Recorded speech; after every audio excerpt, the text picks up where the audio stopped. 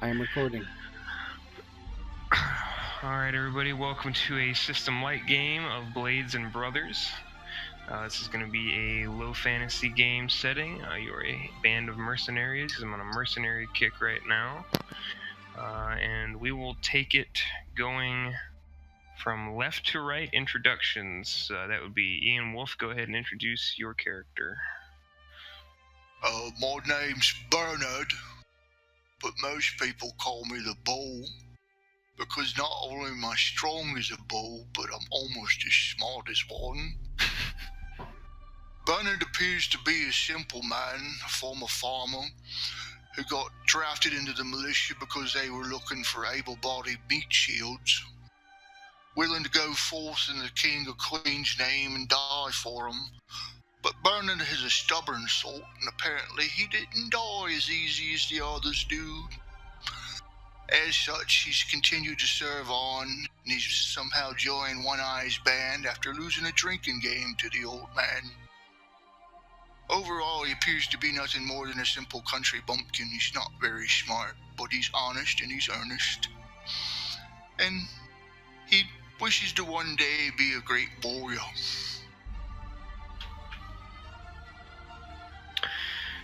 Alright, Torvald, Tet. I am Sir Torvald, formerly of the Lord of these lands,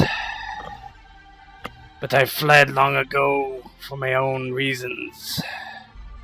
I was the executioner of his will against criminals and those that displeased him. But now I find my own way.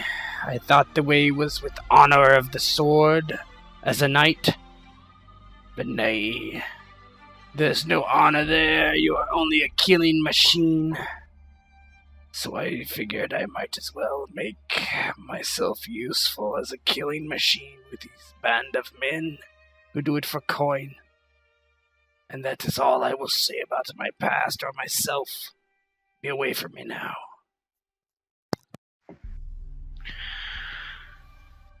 Old One-Eyed Doc. Hi, I'm One Eye and I run this outfit. This is One Eye's band. That makes it my band. We fight for coin. We fight for ourselves. But I wouldn't ask any of my men to do anything that would bring them dishonor. I fight with pride, and I fight because I can. Beware the old man who is an old man amongst mercenaries who die young. I am here to aid my men, and I will do my best to do right by them. But I don't tolerate cowards. You fight good. A coward, well, he dies 1,000 deaths. A brave man dies but once. Be brave, die but once. I'll fight by your side. Good old Gurk, played by Swamp Donkey. Go ahead. Gurk not much of talker, Gurk more smasher. Gurk from Giant Wood in South. He come to town. It's been nice here. Weak men pay me gold to not kill. Now I join mercenaries. Hopefully, I may stand in front of some idiots trying to kill them, so I may smash for coin. I now follow Dortolu. He know world end, must cause much suffering to appease him. Last but certainly not least, Demi. I need no introduction. I'm the famed scholar Reynold. I have a vast knowledge of pretty much everything. All I need now is to cement my name in history. I may not be all that good with a blade, but I manage most of the time. By chance, I ran into old One Eye's band of misfits as they were passing through a fortified city, and I figured, you know what? What better way to retell history than through the eyes of traveling trope of trained warriors? You know, the band loves me. I'm like a son to them. My vast knowledge of everything, they always come to me for advice. In particular, I'm interested in Brunhilda. She's a fey-touched farmer, and I really want to get to know her better for academic purposes, of course. Oh man, I love it. All right, those are the player characters as they are, and let's go ahead and waste no time and get right into it.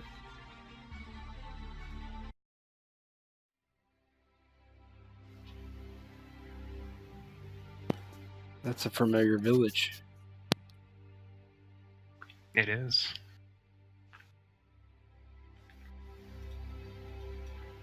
You should all be seeing a handout, which I will now read.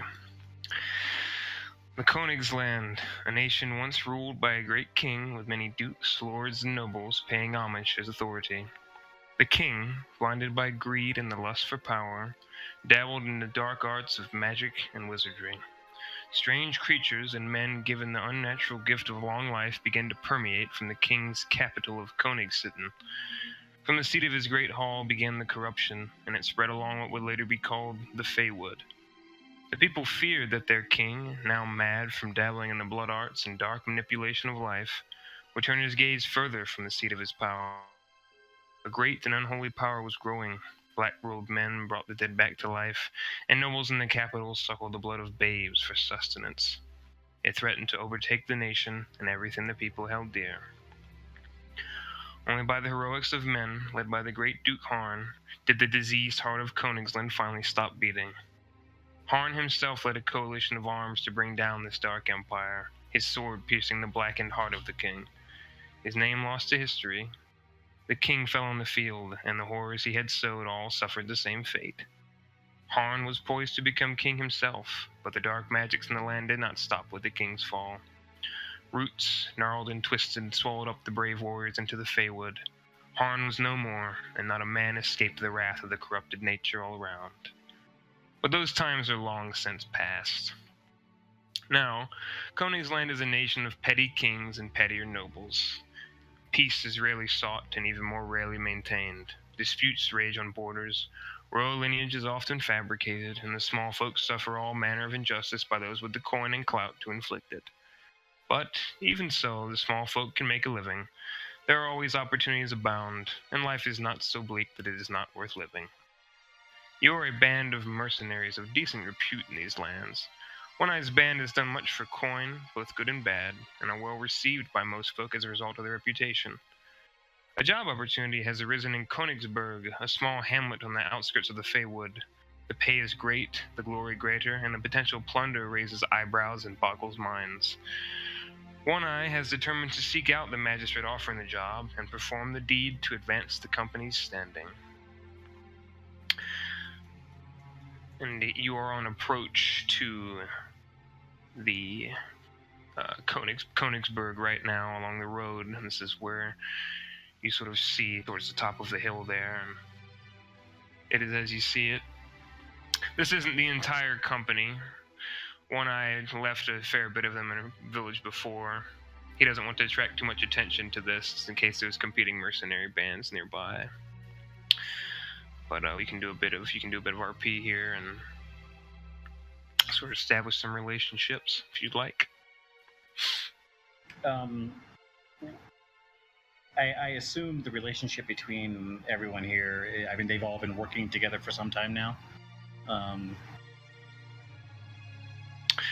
I mean, that's sort of. I think you guys have been traveling with each other for a decent bit of time. Some of you are probably newer than others.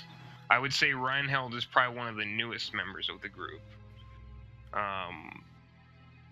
Whereas, of course, you are the founder, and I was the oldest member, and everybody else kind of in between. I didn't really have any established order with who joined. Are we on foot or on horse?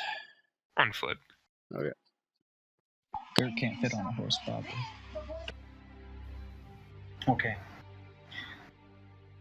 Well, men, we shall make our way into town here. We must find the magistrate. That job opportunity must go to us. We can't allow another group to take it from us. Let's make haste so that we can get there and find a place to stay for the night. Do you know what the job is?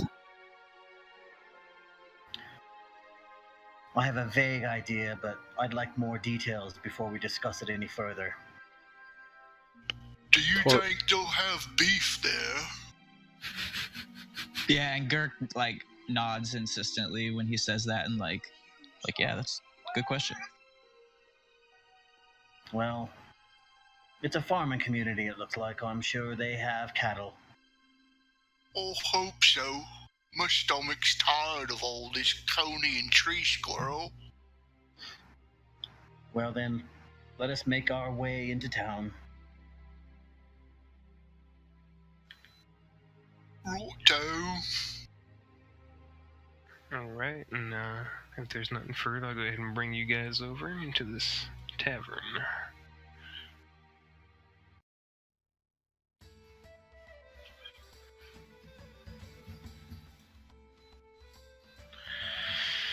So this tavern is known as Hertwig's Heartbreak Inn. You asked around sort of the villagers, and they sort of point you here for the magistrate. He comes here, he's a regular. They describe him to you. It's an older man, gray beard, gray hair, keeps to himself. I would have asked any one of them what the magistrate's name is. Magistrate. His name is Bertel. Bertel? Yep.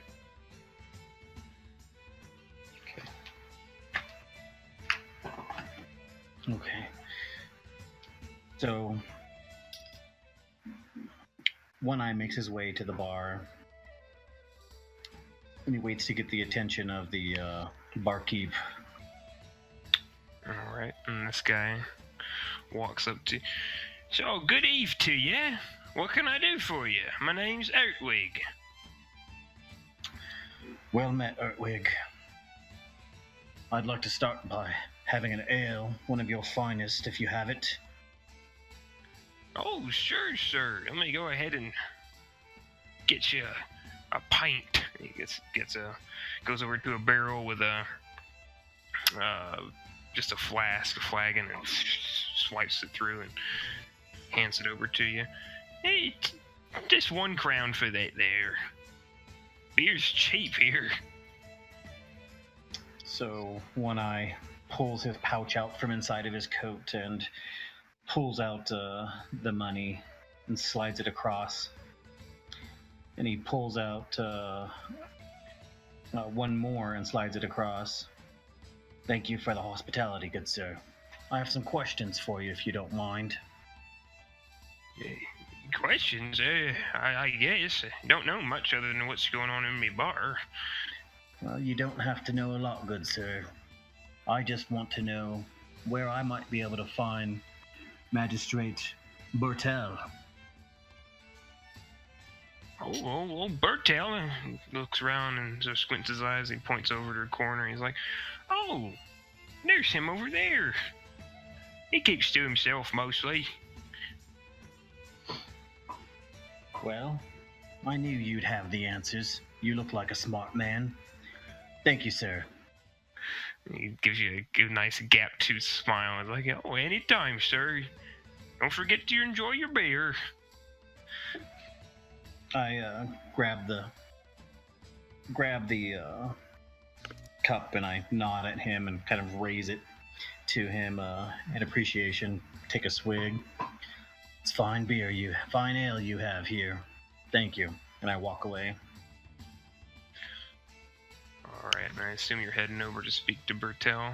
I am. I kind of walk over and looking around the room just to, be aware of my surroundings. And I just come over to his table, and before I sit down, I just kind of make myself known by standing, in his field of vision so he can see me.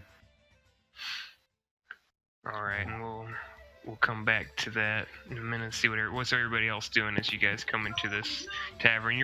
Some of you are getting quite a few stares, especially Girk and Brunhilde. Yes.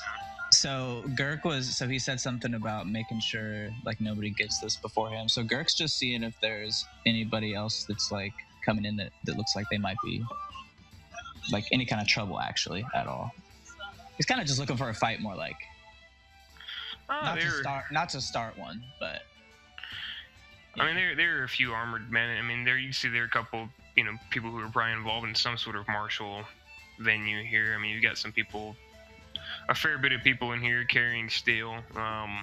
There's a couple of armored men over in a corner that are just sort of, they eye you guys up in particular as you come in, and they're just kind of like, especially Girk, and because Girk's massive as he comes through the door. You probably have trouble getting in. And so they're just kind of staring at you for a little bit. But your group is getting quite a bit of attention at first, but people are gradually starting to go back to their cups. Bernal will wave at people that stare at him. He'll just like grin, is like, "Ayo." So Torvald has his antler helm off, but underneath his antler helm he wears a cowl. And his company, I would assume, suspects that he is disfigured or something like that. Because he keeps his face hidden most times. But he will clap the bar and, spirits, do you have any? Oh, you looking for anything in particular? We might have something. Rye-based, if you have it. Oh, I think we got some of that there. And he just sort of grabs a random bottle off the shelf without really checking it and just pours you a little glass. Gets it to you. There you are. Tell me what you think. He his cowl leaves his lips exposed. There's like a opening. It's very strange to look upon, right? Is basically above the nose is exposed, but like his mouth is exposed, and the company notices that he clearly eats with this on quite frequently, so he looks like kind of a freak without his helmet on. He's got like a balaclava on or something. Yeah. And he basically takes the shot and takes a drink, and he's, this is awful stuff. And he pushes it back, and he's like, another. And he like slides the coins over. Just the way everybody likes it. And he gets another shot for you set up. I'm used to better spirits, but this will do. He draws into silence in the corner of the bar. Bernard, I kind of see Bernard like Bull off of Night Court. Just a tall, simple-looking type. As you're ordering your drink, he's going to get closer, and he's going to do his best to daintily tap you on the shoulder. But with him being as awkward and as big as he is, it's not a dainty tap. It's like, toom, toom, toom. He's going to go, ask him if they got any beef. You can ask him that yourself, Bernard. And then he just turns, he's like, he wants beef. Do you have beef? No. Bernard will look and smile. He'll look at all the alcohol and stuff and wince his nose, and he goes, maybe some buttermilk and biscuits too. Oh, no. Did you hear that? Oh, I sure did. I'll go ahead and go back in the back here and get my chef working on it. And he just kind of shuffles off. You might want to ask him how much it costs. Don't know this one has the money for beef, if it's really beef. Let me tell you, sir, if it's not beef, I'll know. And you would not want my great sword to come out of its scabbard for your lies. It's real beef, mister. It's real beef. We don't deal in dishonest promises here. If it's dog or cat, I'll know. Just so you know. Oh, don't like dog or cat. We'll get you some good beef. Don't worry about it. Bernal will just reach down into his coin purse and pull out a whole handful of whatever he's got. And he goes, I've got this much. And show it to Torvald. I'll count it for you, don't worry.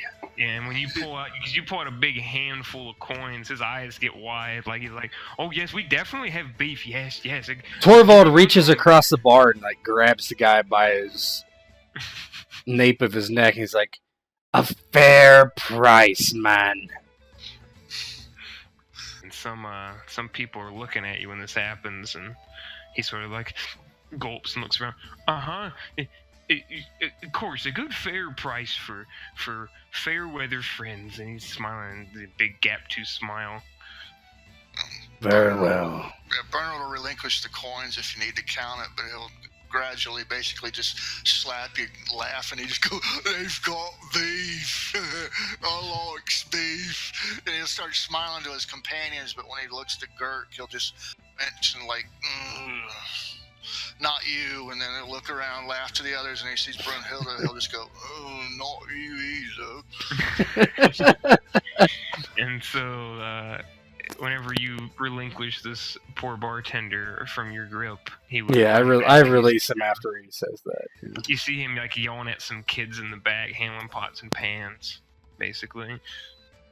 Like a very homely looking woman and a couple of like adolescents running around in the kitchen and starts clapping his hands together, getting them to run around. Bernard will just wait for his beef. He's happy. They've got beef. And Helga and Brunhilde pretty much take up seats around the bar. Helga sits next to Torvald in particular, and every now and then she'll steal a glance at you.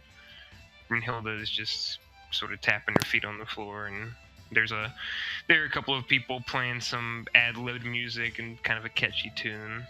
Yeah, Torvald just kind of looks straightforward, doesn't look at her. As one would expect. Anything from Reinhold? Oh yeah, now since we're in this inn, we're gonna take a time, we're gonna get to know the pals. Oh, Brunhilde, mind if we have a chat real quick? Oh, what about? Oh, I'm just so curious about you. So you drink ale? Bartender, can I get some ale here, please? I yell across the room. Give me just 1 minute. I just gotta clean up a spill back here, huh? Oh, yes, no worries. Take your time. So anyway, I couldn't help but notice you have certain aspects about you that far from the norm. She sort of raises an eyebrow and is like, "Not that I know. I'm just a farmer's daughter, sir." Oh, right. Farmer's daughter. I'm gonna pull out a book and just write something in my book real quick. Scribble a note. So is that all you've ever done? You've ever only been a farmer?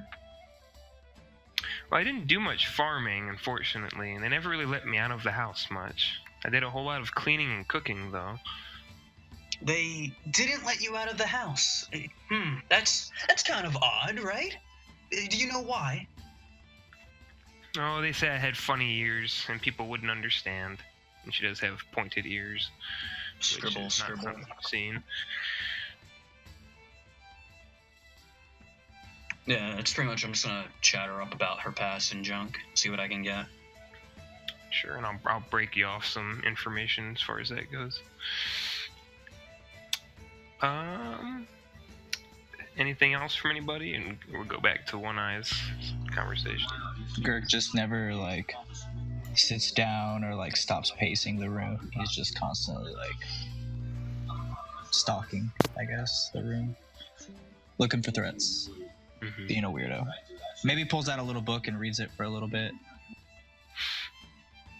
Little pamphlet for Dorthulu. Yeah, exactly. So we'll pop back over to the captain and Bertel. So go ahead, Doc. You were saying earlier you're standing in his periphery, basically waiting for him to acknowledge you. So I'm standing there, and I kind of wait until he catches eyes with me, which is right away because I'm walking up towards his table. And I get a half smile on my face and nod at him and say, "Magistrate Bertel, I assume?" You have the right man. Do you mind if I have a seat? I'm well, my name is Old One Eye. I think the reason's obvious, but I'm a captain of a mercenary band that performs odd jobs here and there. You might have heard of us. You care if I have a seat to discuss something with you? Well, you seem like the type that might take offense if I say no, but so please, by all means. Well, I appreciate that, but just so you know, I would not take offense to that. This is your seat and your time in your town. You let me know what you need me to do, but I do appreciate it. And I pull the chair out and I sit down. And I kind of yell over at the barkeep, "Oi, barkeep!" And I wave him over and point to my tankard. "One more of these here, please, for the magistrate." And he's like at this time getting, ale for Reinhold and Brunhilde, and looking at doing a double take on Brunhilde and frozen there for a minute, but then he snaps out of it. Oh, of course, give me just 1 minute. Then he grabs a pitcher and runs over and tops. So, magistrate, I've heard through different channels that you might have a job that I can do. Something I can take care of for you. I would just like to know a little more about what this is. Ah, mercenaries. Good. It takes a drink. Well, my lord sent me a message about some artifact he once claimed from the Feywood. A symbol of Duke Harn. Something important that he feels will aid him as far as, well, you can imagine it's a power thing. I don't care to be specific.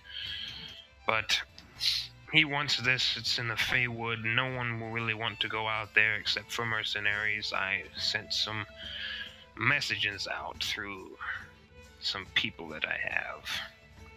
You are the first to approach me about the job. Well, I'm glad to hear that.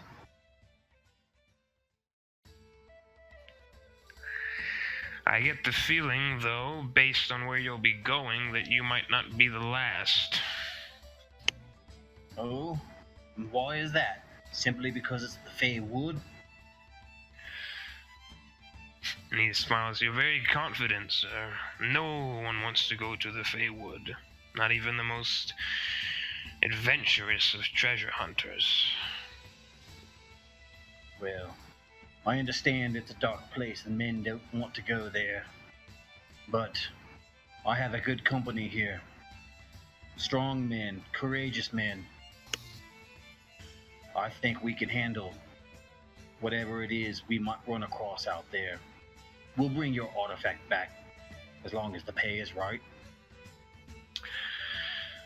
The pay is indeed right, Mr. What was it? One Eye? Interesting name. My lord, by this writ, and he goes into his like an inner pocket in in his tunic and pulls it out. Promises 4,000 crowns to the band that can bring this artifact to him. And 4,000 crowns is a lot of money. Like a ton of money. You might have made 4,000 crowns in the entire time that you've run the mercenary band, and that's been almost a year now. Well, magistrate, I know I only have one eye, but I definitely have 2 ears, and did I just hear you say 4,000 crowns? Dangerous pay for a dangerous job. Well, my 2 ears like what they're hearing. I think my company is the right one for you. we can get this job done. Well, I have a contract here that I wish you to sign, that you will get this completed for me. Well, We'll absolutely. do it. Of course. He brings out he has a little inkwell on the table, and it signs, certifies that he offered this job to you. As you pass it over to you and sign there, that certifies that you'll complete the job. Trying. And I take the quill and I sign Captain One Eye.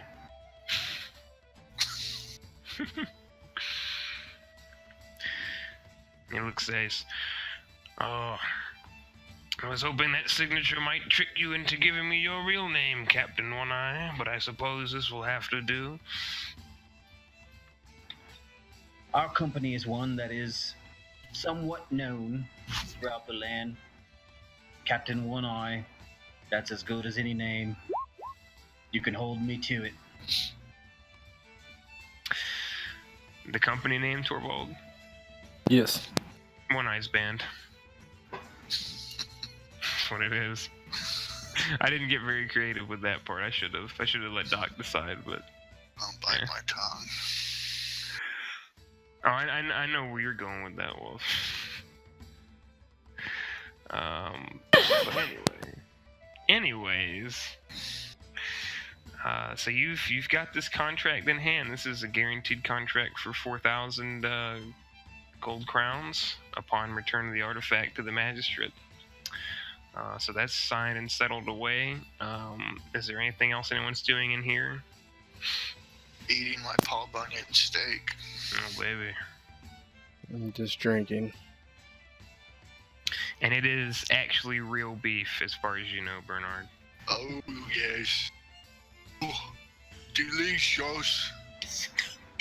Before he eats, though, Bernard folds his hand and says a very lengthy prayer, by the way. It's almost like he forgot, like elbows off the table kind of remembrance. Just, oh, yes, let's just feed and all the things. Oh, it's time for beef.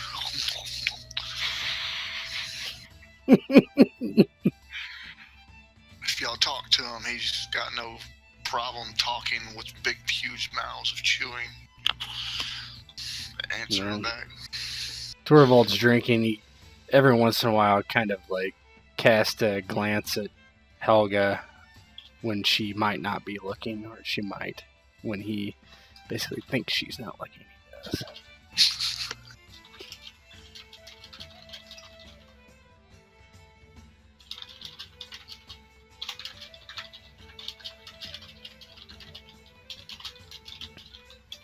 Yeah, and she almost catches you a couple of times, but you just sort of probably, I'm assuming, play it off as just kind of Looking around. Yeah. Like smooth operator type thing. Oh, yeah. It's looking that way anyway.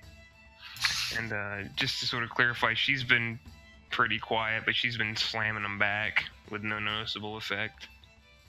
And like hitting, when she slams down, she's just taking shots and slams the glass down hard, like so hard you almost think the glass is gonna break. Very much seems like she's in a rough mood. Yeah, Torvald doesn't say anything to her.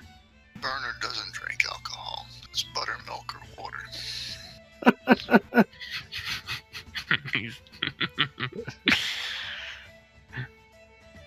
And as far as Demi, I sent you something for Hilda that might not be blatantly apparent from reading. Other than that, you basically gain more or less information as far as her bio goes. She just sort of goes over that. She just has this in about probing questions about other things. But yeah, you have that contract in hand, so you're gonna inform the band about the score as it is. So, I thank the magistrates. Thank you, magistrate. I promise you, you won't be disappointed in our work. We've taken many a difficult job and come out on top. You've hired the right group here. I'm going to let my men know you enjoy that ale, and if I need anything else, I'll be back to ask you. Safe travels, Captain. Good luck. I think you'll need it. So I stand up from the table and kind of push the chair away with my legs as I stand up, push it back away from me, and I turn to face the group. And I start walking towards them, and I hold the paperwork up. And I give them a kind of a big smile as I shake the paper in my hand. I was like, "All right, boys, ale's on me tonight. We've got a real job here." And what's that job, Captain? A very well-paying job. We need to receive an artifact. All the details are in this paperwork here. An artifact, you say? I'm gonna try to snatch the paper out of his hand so I can read it. Bernard can't read. He just looks up and smiles because the captain smiles back out of the. I snatch the paperwork back as soon as he tries grabbing for it. Now, you just calm down. We have a tough job. It's going to be a tough job. We have a tough road ahead of us. Listen to me. Hear me out first. They want us to go into the Feywood. And why would we do that? Are you wishing to commit suicide, One Eye? If so, why not just get it over with yourself? Come here, all of you. And I go to sit at a table and tell them all to come sit at the table around me. Yeah, and Girk's way too big to find a place to sit, so he just looms over your shoulder. I get up, make sure I got my buttermilk biscuits and beef plate. Torvald walks over and sits down disapprovingly. So I find a table in the corner in the back when we're all sitting out there in the back in a corner. Music's playing, and I kind of go hushed a little bit. Now listen here, you men, you ladies. We're being offered a job that we cannot pass up. We're being offered a job that pays. And he looks around the room, make sure no one's paying attention to them. We are being offered a job that's paying 4,000 crowns. Bernard's eyes immediately go wide, and then he looks confused. As he looks around, he goes, "But we've only got 9 heads." Yes, Master Bernard, we do. But we still have enough money to split between all of us. Oh, he looks over at Torvald and he goes, "Always wanted to wear a crown." You'll lose half your men, One Eye. They'll desert you if we succeed. Desert if we succeed? What man would desert a company that just made 4,000 crowns?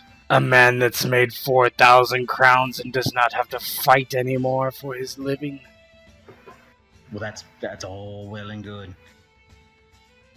If a man feels comfortable enough taking his share and leaving the group, I'm not going to hold him back. But let's move on with his own life. Let's be serious, One Eye. It won't be split by 9 if we leave that place alive. It will make someone very, very rich.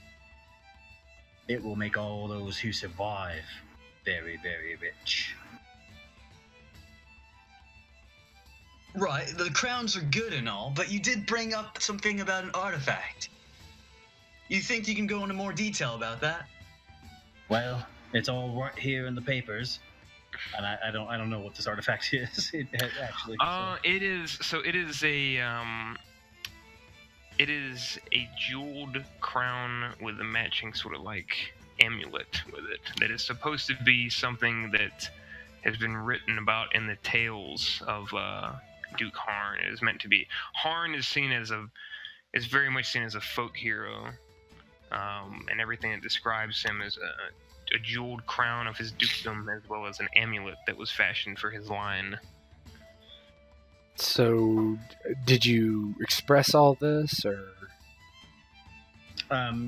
Yeah, I kind of, as an aside, give the details. This is a crown and jewels fashioned after Duke Harn for him that was left in the woods. We are going to go retrieve it. And Torvald rolls his eyes. It's fantasy. We'll never find anything like that. If it was fantasy, the magistrate here would not be offering 4,000 crowns to have it retrieved. Why not? He only pays if we find it, not if we're dead in the woods. Well, you, sir, do not have to go, and I won't begrudge you that. You can stay here and drink with these peasants. That's up to you. Ha! But if You would anyone not like to last make- 5 seconds without me in the woods. You'd Well, have Gurk, and he would be overrun by whatever there is, and that would be all of you. Well, I don't mind trying to find out. If you'd like to stay, you can. But we have a mission now, boys. We have a job. You're this company, you're my company, and we need to make good on that job. A man is known by the company he keeps. And I think you're all good men, strong men, and I believe you can all get the job done. And you will be paid handsomely for doing that job.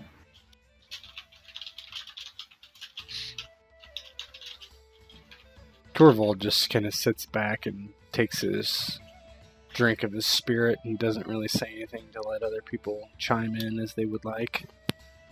Bernard starts nervous eating really fast because and Dad are fighting. He can't quite grasp the concept. Can't quite grasp what all's being said. But he ultimately just, like, when he sees, it's time to speak, he'll just look and goes, "You just tell me what I got to do, Captain, and all right, well, do it." I appreciate that about you, Bernard. Girk looks at Torvald and he just says, probably the first time he's spoke since last time he spoke, and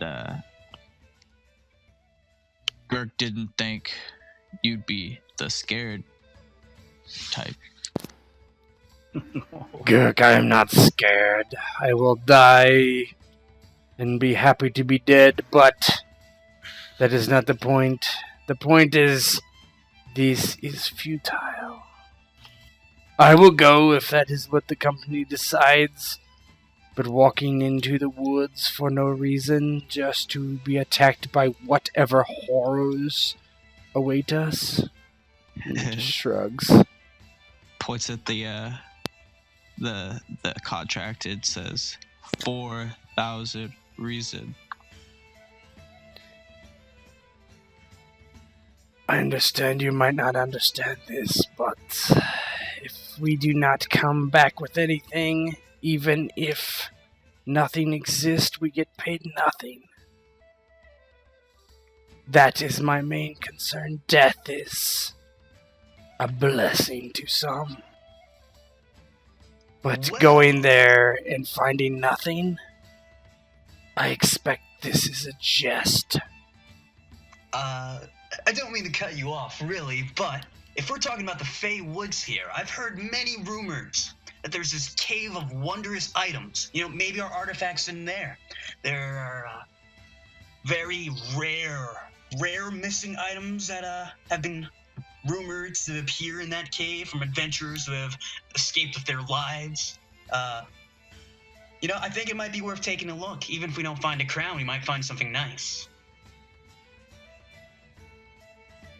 Where would you have heard this? Fancy Come on. man. We're talking about me here. I know everything, okay? It's probably some bullshit rumors I've heard at bars and taverns and stuff, but I'm just finding out like it's a fact. As I say, I will go. I am only telling you my opinion of things. For the rest of your safety. Well then, I think we have it. We shall be off in the morning. Let's make you with our I've totally lost the words I'm looking for. Sorry. All right.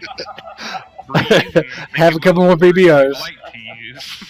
That ale was pretty strong there, Cap. Well, bring me another one of those meals. Let's gather our gear. What we need for this mission this evening, and make haste. We'll be off in the morning. Where are we sleeping? Was that procured? Not yet. About You to say. could rent rooms. You could stay in the common room here. Gurk would have to sleep in the stables, but Which he's totally used to and would do so willingly. yeah, you could all sleep in the common room, or actually get rooms. But You guys are gonna come out there in the morning and Gurk's like cuddled with a horse. Torvald would attempt to get his own room, just away from other people. yeah, and you're able to do so, no problem. Byron's fine with the flop house. Though he'd probably, since Torvald has his money, he's... Oh, he would have given it back to you for sure. Yeah, he wouldn't have stolen your money. He would have given it back after he made sure that the price for the beef was But if I'm fair. if I'm doing the flop house, creature of habit, I'll definitely, wherever the captain is, at the end of the night, I'll give him my coin purse. And say, just what you always told me, keep the shiny safe so no one takes them. If you don't mind, Captain. I don't mind at all. You do No. what you need to do. Oh, thank you. He won't, Yeah. like I said, he won't drink, but if people are dancing and playing, he'll get all, celebratory and then eventually make his way to the flop house and snore like a beast in heat. Yeah, So you get involved essentially, in yeah, some wires, dice, and stuff like that when you're playing around out there. Cool stuff, little games. The captain will make his way around the village, gathering whatever supplies that he, feels is going to be necessary for this trip. Rations, things like that. While the rest of the men are drinking, playing liar's dice, dancing, eating, those kinds of things, letting them have some time to enjoy themselves, while he puts in the work to make sure that this mission is stocked with what it needs. Yeah, Torvald's just drinking in the corner until it's ready for him to pass out. Mm-hmm. And Torvald, you definitely notice that Helga makes an effort to stay within eyesight of you. Basically, like, you can see that she's around you most of the night until you go to sleep. Yeah. And she's very inquisitive. Like, not bugging you directly, but you can tell. Yeah, and as he goes to bed, he basically pushes the bed up against the door, so it can't be like forced inward unless it just like smashes it against the door, right, or against the bed first. Does anyone walk in look like they might be a hunter? There are a couple people in here that have bows and stuff, yeah.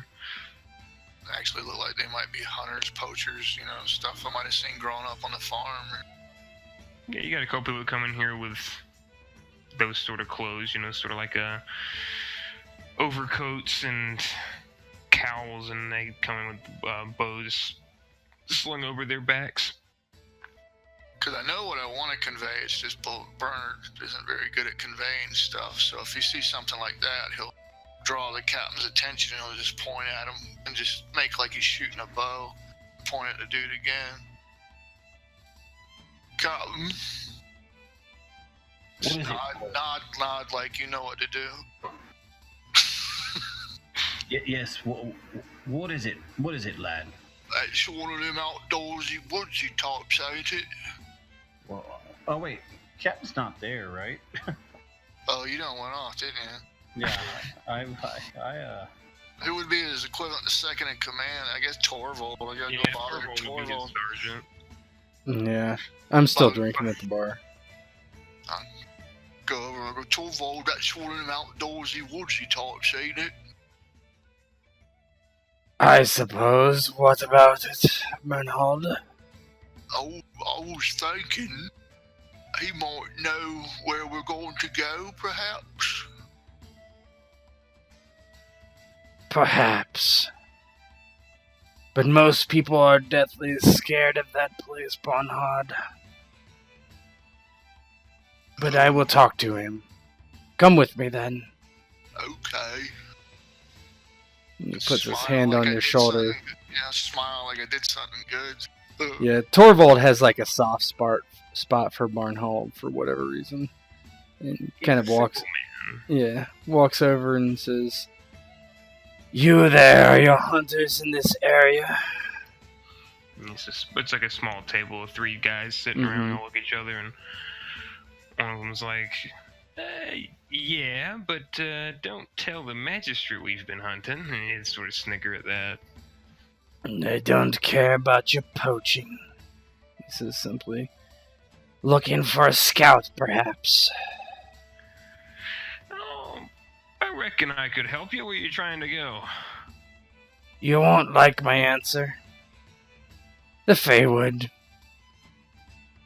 And they all sort of tense up and look at each other, and he goes pale. It's like, well, mister, I ain't going up there, but I can give you some directions based on what people have told me. Make sure the directions are good. and he takes out some coins and dumps it on the table. Well, alright. So listen close. Now, you know the tramplands to the north, yeah? Of course. Alright. So you go to the north, tramplands, there's a bridge. After the bridge right before the crossroads that you want to take. It's a bridge going west. Alright? You go to that bridge. You cross that bridge. You follow along the road. The road will stop at some point. Won't go no further. There'll be mountains out to the west or what have you. Western ranges. Now when that road stops, you turn, and he looks at his hands, and he's looking at his right hand. You turn this way. Right? You turn north. That's right, north. You turn north from that, and you just keep walking. And sooner than shit, you'll see it. West at the tramplands, or north tramplands, west at the bridge. The road stops, and then north again. It's about as simple as I can make it. Bernard's eyes are just completely glazed over. He's lost. But when the dude's done speaking, he, like, delay reaction goes into, thank you. He nods and he says, Your name, sir? Torsten. Torsten, let me be the second to thank you. But first to warn you of lies. Lies are punishable by my antlers and sword. I pray you have told me true this day. I have, mister, but I'll do you one better. I don't know if you're from around here. Are you familiar with the reputation of the Tramplands? Not particularly. Well, see, the Tramplands is known for being one of the most dangerous regions in all Königsland. Nothing but bandits up there, because them crossroads, they go pretty much anywhere in the kingdom. I You get to those see. crossroads, you can go anywheres. And, well, the bandits, they figured this out. And they bicker with one another quite a bit, but not so much that they can't waylay now and again. So you may wish to be careful when you're traveling through there. What if we take northwest from the road over land to skip the crossroads? You might get lost. There's some woods here and there between this place and that place and a large river, and it's all a mess. I suppose you could do it, but it would take you a long time, and you might not be able to cross that river. Very well. Bernard's face frowns at the mention of bandits, responding in proper interval. He'd be like, I don't like bandits. He says, I always wind up having to kill them. No one likes bandits, Bernard. Don't like bandits. Not even bandits love bandits. He's no longer the dumb lummox. He's starting to kick into battle mode a little bit. It's definitely like a Jekyll and Hyde persona change. Don't like bandits. Now he's looking like a 6'10" or whatever the hell he is, lumbering machine. And he says, oh, I don't like bandits. He doesn't like bandits, obviously. Thank you, Torsten. We'll be leaving you now. He was confused at the two of you and then nods, and they have a good eve. And he goes back into his cup. And he walks back and continues to do shots. Anything from anyone else? Nope. All right. So you enjoy a pretty pleasant evening here at Hertwig's Heartbreak Inn. Everybody kind of relaxing and doing their various things. The captain collects a good amount of supplies for the journey. I mean, you've been on quite a few expeditions to places before. This is a bit different, obviously, because of the stakes, but the preparations haven't changed. You've gotten what you think is a suitable amount, and you can forage for whatever else you need. But the night passes uneventfully, and the next day you head out.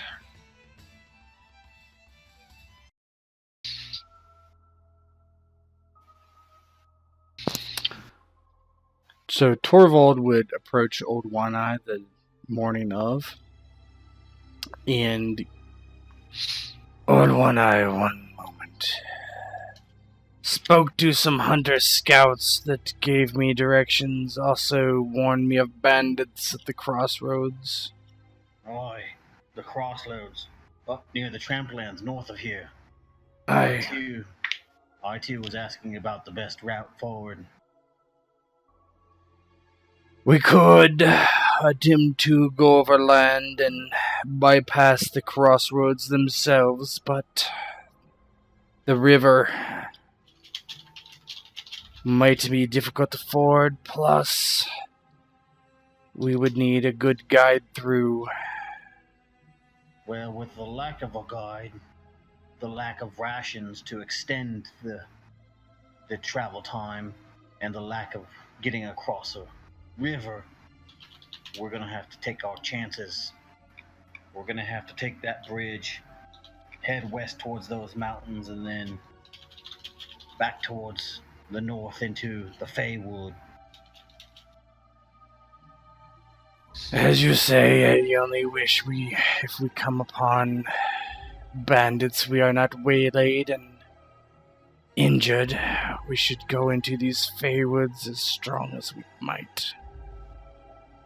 We've met many bandits in the past. I think we'll be okay. So, as like even this conversation, as we've been marching and everyone's been talking, Girk's just keeps repeating like the same words. You guys hear Dorthulu and then hound, bark, hard, bite, like just kind of weird. He's kind of muttering to himself over and over. is this normal for him, or? He says like he used to talk in gibberish, but ever since he joined the mercenary crew and what's the person's name? Ghost that like the cultist. You can make something up. Yeah, so I don't know, like Drax. I don't know, some cultist bro in the mercenary group kind of like figured out a way to calm him, and he started getting more normal. But this is probably the weirdest he's been. Normally he's just quiet. It seems Girk has went back to his old self. You might want to take care of that, Captain. Boy, Girk, what is it you're going on about?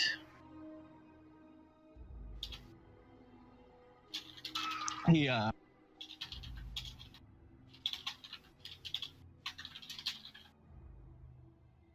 Speak, man.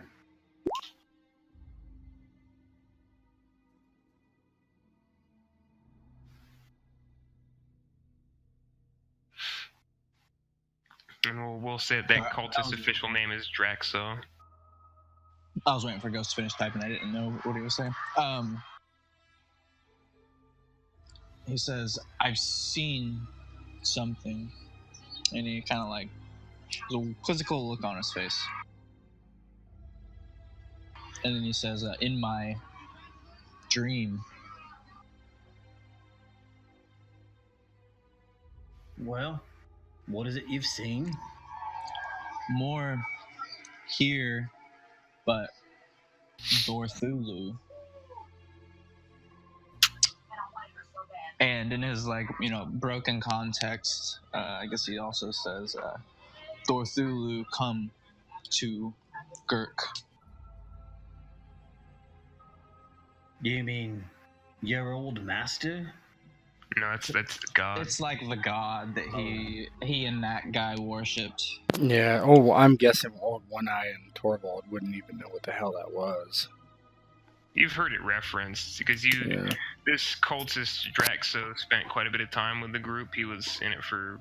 He might have been one of the people that Old One Eye originally recruited because he was willing to work just for food, basically. And I mean, I don't think you were particularly against just a guy who once fed and didn't expect any pay whatsoever. Mm-hmm. But he was a fanatic. He was crazy, but he had a moral code about him. And he and Girk really hit it off when you guys picked Girk up. But he died before this took place, not long after meeting Girk, actually, before he imparted a good bit of wisdom. A pack of wolves attacked your camp during the night, and he was torn to pieces, but his face was frozen in a smile. And you would know that, and you'd have an abstract idea of Dorthulu, but it was never actually explained to you. Can just picture his last words, like, every animal has to eat. Probably. Yeah. All of us must suffer. Well, Girk, you keep praying to your god. We'll make it through this mission. If your god tells you anything that will help us, you let us know. He looks, and this is like, I don't know, people don't acknowledge his weirdness mostly, and he just says, "Thank you, One Eye," and says, "Just find me bandits to kill." Well, that shouldn't be too hard considering where we're at. You see, bandit camps often fight for the land around here. Two in particular, one led by Heathcliff the Fair, right? Sounds like a nice lad, but it's actually an ironic name. He's not fair at all. The other camp is owned by the Prince Argo Vanderholt. I believe if we were to run into either one of those, we're definitely looking for a fight or two. Well, thank you, Reinhold. Thank you for all of that information. Oh, if you want me to go on, I can tell you about when this road is established. No. You've done a fine job. Thank you very much. Thank you. Let's be off, man. Let's be off. And the whole talk of Dorthulu and the gods has Bernard. He clutches whatever item he holds around his neck and sits at the ground, and he doesn't like religious talk, especially if it's not his pantheon. So he's standoffish, just kind of gives Girk a wary glance. Torvald will bring Brunhald aside and he says, "If we run into trouble, protect Helga as you might, as I've told you before." Look at her and then look at him and just grin and go, roll O. So as you guys are walking along, there's a gentleman standing in the middle of the bridge you're meant to cross in full head to toe plate. And he's just sort of standing there, and he's got his pommel on the ground for a great axe. And he just sort of stands there, just waiting, tapping his hand on his great axe and tapping his foot on the ground until you're across the bridge from him. Burner doesn't like bandits for one reason, so he immediately has his spear out and starts looking around. Not even at the dude with the hammer. He's looking for people hiding. So, One Eye gets to the, top of the bridge, the top of the arch. Oi, good day. What is it you need, sir? Oh, and he's sort of speaking through this helmet. What is it that I need? Oh, and good afternoon to you. Who do I have the pleasure of speaking with today? Well, I'm known in a lot of parts as Captain One Eye, Old One Eye, just One Eye if you're into the old brevity thing. He sort of laughs his helmet. Well, Captain One Eye, I'm Tungsten. Some people call me Tungsten the Hound. And he sort of looks past you. But I think that someone in your group already knows my name. And he's sort of looking over at Reinheld. Isn't that right, old Rhiney? Catches him looking over there. Reinheld, do you know this man? You could say that. He and I go way back, nothing good. I really thought I gave him the slip a couple times over, but here we are now, huh? Did you really think you were ever going to get away from me, Ryan? To be honest, yes. Who's gonna speak? I'm sorry. Girk was just gonna say, probably in the clearest voice he's ever used, a hound, a dog that barks loud and bites harder. And just stare at the hound. And he sort of glances over at you, and you can see the eyes. There's a little bit of concern on his eyes when he sees Girk, but he sort of snaps out of it and goes back to Ryan. And he looks at Ryan, looks at the captain. I'll make it simple. The pretty boy there in the back, he means nothing to you. You hand him over, and I'll let you pass. Well, Hound, I'm sorry that we have to meet this way. You look as though you might be a formidable soldier. We could use you in a group like ours. But I can't just give up one of my men. These men are under my protection. I'm not going to turn him over to you. And he puts his hand on the hilt of his sword. Good. I wouldn't serve. I'm a goddamn knight. I wouldn't serve some pissant mercenaries. And he whistles, and you start seeing men emerge from the bushes around. So as he hears that, Torvald walks forward, and he's like, "A knight, you say? A knight you see? Sir Torvald, if you truly are a knight, then present yourself as one." And going from the description, Torvald obviously has gilded golden plate mail and a gilded golden great sword, and walks forward with his antlered helm. And if you wanted to introduce yourself as like under a lord, and you had a lord's name in mind, just go ahead and put that down. You can. He doesn't say any lord that he serves or anything. It's like, he sort of, you see him roll his eyes behind his hands, like, a true knight. And he sort of like huffs and puffs, and he just sort of makes a jest of it. Yeah, fine, I'll humor you. Sir Tungsten of House Bournehill. Far to the south. Doubt you've ever heard of it. The Lord's a pissant. I look upon a pissant robber is what I look upon. A pissant lord for a pissant knight.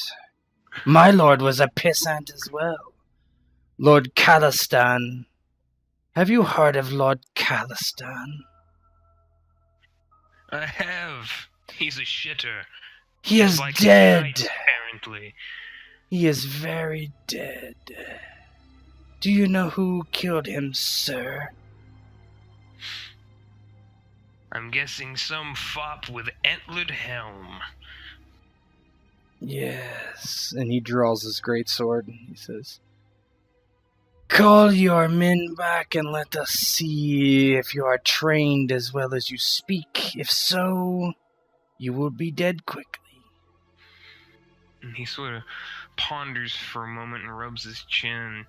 He's like, I'll tell you what. Stand right there while I think about it, and don't move a muscle. And then he nods. yeah, he rushes forward immediately. So, the way this will work as far as combat goes, players go first. Bandits go second. So, you can decide amongst yourselves how you'd like your people to go in order here, and just let me know, and we'll go off that. Well, I'm going to attack Tungsten, clearly. Mm-hmm. As we rush into battle, I turn and I look at Reinhard. I did not know I was hiring your trouble when I hired you. I assure you it was in a fine print. And I pull out my sword. I pull my sword out as well. Yeah, and whenever Torvald charged, Girk would have immediately been after him. He wants that hound. Alright. Bernard would have been scanning immediately because, like I said, he hates bandits, and that's why, because they always creep around. And as soon as he sees them pop up, he starts going from simpleton to stern. And as combat ensues, he's got like his big pot helm with his, or actually like with his bastonet conical helms with the faceplate up. And he'll look for like the sign like Royce told him to kill, and flip the faceplate down with a head jerk, and then he'll look back to Helga and he goes, Helga on me! And start moving towards the brigand warrior. And as I pull my sword out, I yell out to Brunhilde, Alright, girl, make your way around their flanks. You get those marksmen. He says, righto, Captain, and you see her sort of dive off into the bush. Alright, so who is gonna go, who's gonna take first? I think Torvald was in Torvald. Sure. Yeah, and he was like... Strength? I think so with this, according to the handouts, every hit is going to go off of reflex. You're going to attempt to hit off of reflex and then roll strength to see if you Gotcha. do additional damage. Yep. All good. So it's going to be opposed reflex versus reflex. Oh, God. Oh, baby. Good roll. Well, he could still fail, so there's that.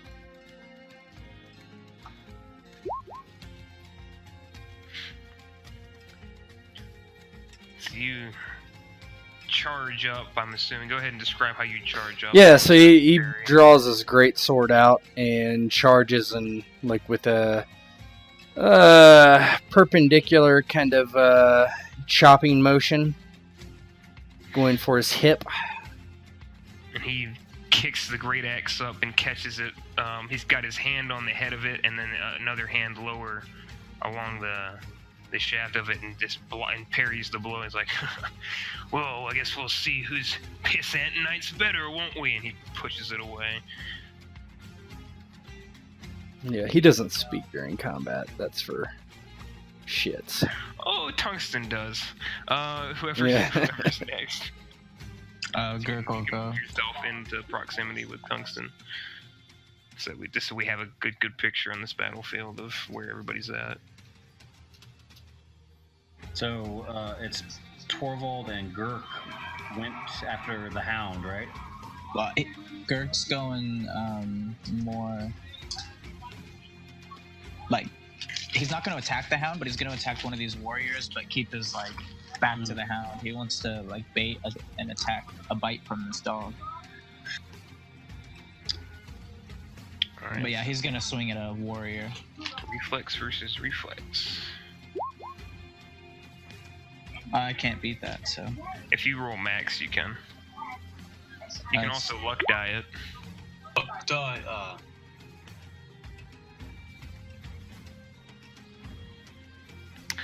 It's a wide swing. I'm thinking, unless you can describe how Gurk gets in there. Yeah, Gurk runs in, lumbering forward, with a large hammer, but in one hand, and swings vertically, going for the skull. And the guy probably is able to easily sidestep, and it just smashes into the stone, shattering the or whatever's there. A side says, "Holy hell, he's a biggin." Whoever's next. So old One Eye, he calmly has his sword in his hand, and as he's making his way towards the Hound, this warrior steps in front of him, and One Eye kind of sees him coming at him, and kind of brings his sword up in a diagonal manner, and brings it back down in the same manner, right up against him. Nice. Oh yeah, go ahead and roll your strength. See if you do any additional damage. Okay, so I bring it down on him and hit him right in the arm. And you're gonna do 2 wounds to this guy for beating him in his strength versus athletics. So this diagonal cut goes deep into this guy's chest, and it was just lightning quick. He didn't have time to get his sword. It's and he just backsteps. And One Eye kind of shifts one of his feet behind him and shows that he has a stance that he utilizes while he's fighting.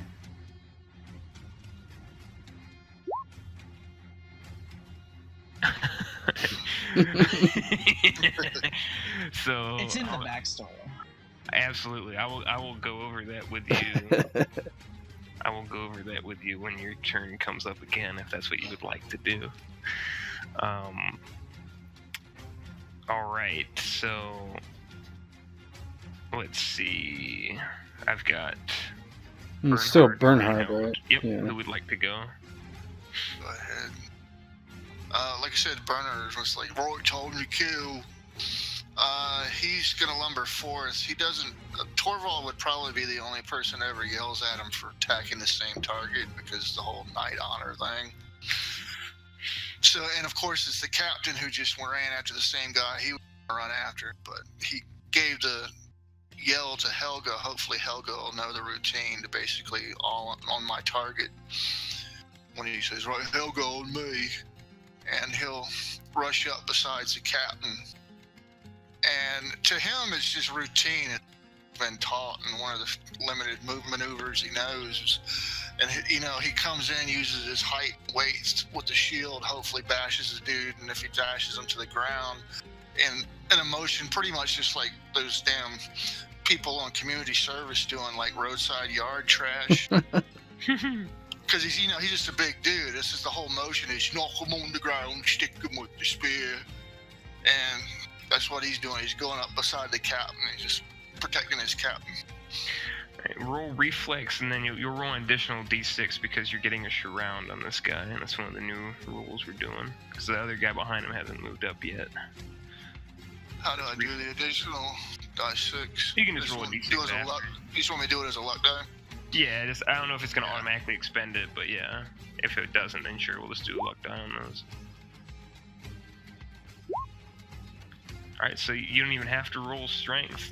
He was down to 1 wound, so how do you kill him? Oh, like I said, it's just the Hammond's routine. He hits him, shoulders him with the shield, knocks him to the ground, and he just comes in and goes right into the guts. And he just looks over to the captain and nods and continues to advance with his captain.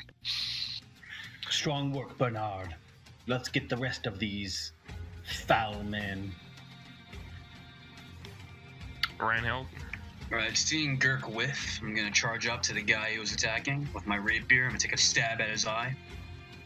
Have at thee! You're also going to roll an additional die, because once again, it's your round. So reflex, and then I might just use the luck die input for it. Oh, you're gonna use it. Okay.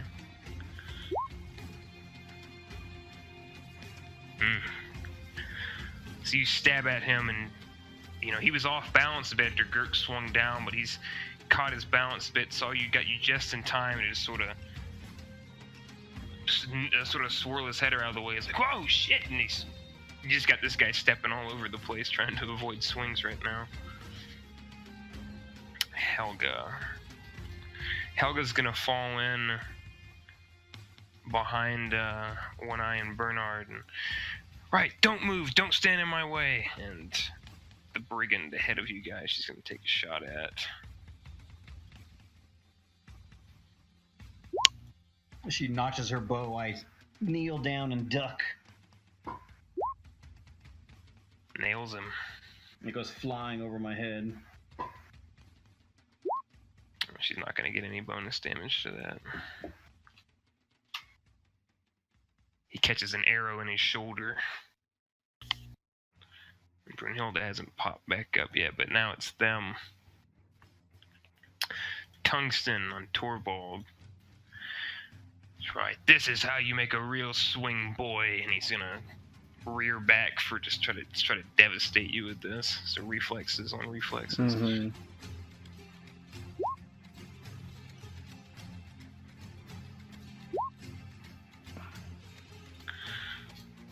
Alright, roll your athletics to see the challenge. He's gonna hit you hard. So. Mm-hmm.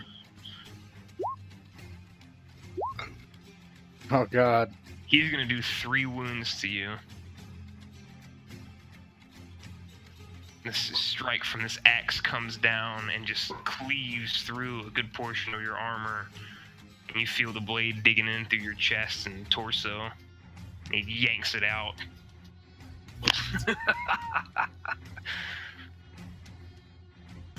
Just kind of limps backwards.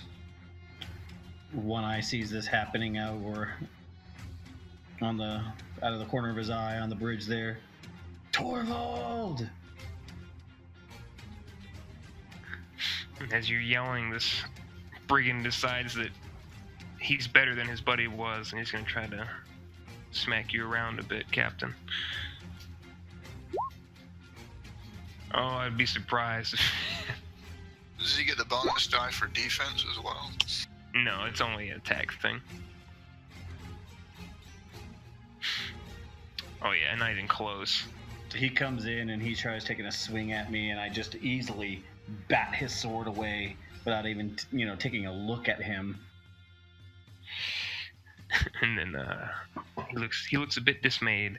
The one that's surrounded by Gurk and Rhino at the bottom here, he's looking at these 2 targets he's got, and he thinks, you know what?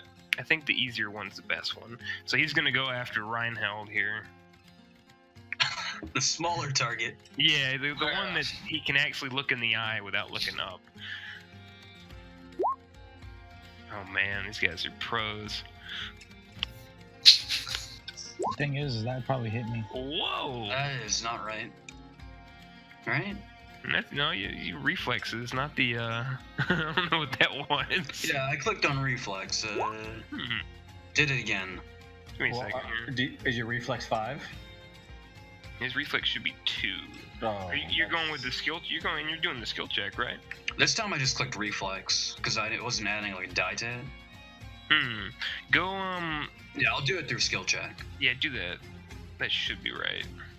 That's insane. Okay, that seems like it makes sense. Yeah, that's better. So you parry this, because this guy was just herky-jerky all over the place trying not to die a moment ago, so he threw like a half-hearted swing in. And this guy's gonna get in on you as well. They don't want any piece of Gurk right now.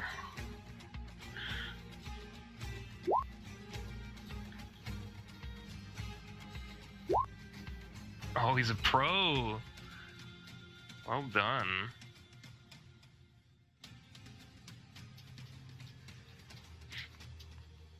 So it's an even match. Ty's good at defender or attacker. We'll go Ty's good at defender. Oh yeah, Reinald is just fucking dodging and scampering about. Ah!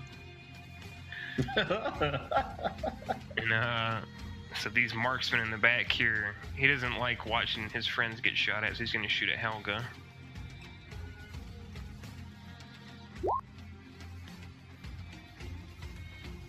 He looses a bolt and she kind of ducks under it.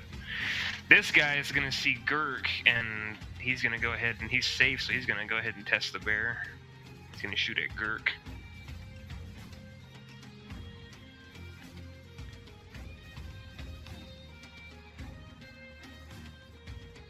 Did that not roll? Huh. Oh, I see the problem. There we go. Fixed.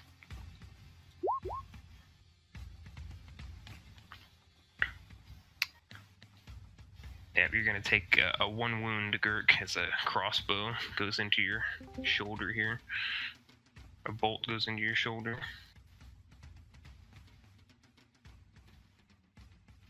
All right.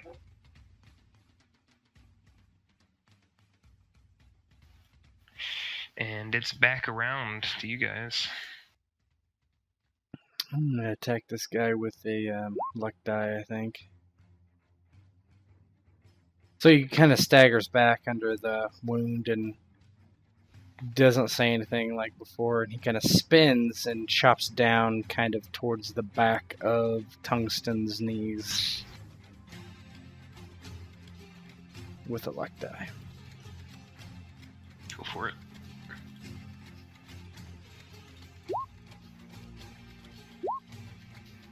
Oh yeah. Go ahead and roll your strength.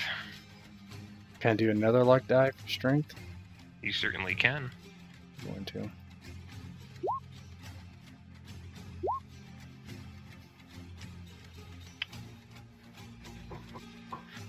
So you're gonna do an additional, because for every 6 points that you beat their athletics, you do an additional damage. So 6, yes. So you're gonna give him 2 wounds on that strike. Okay.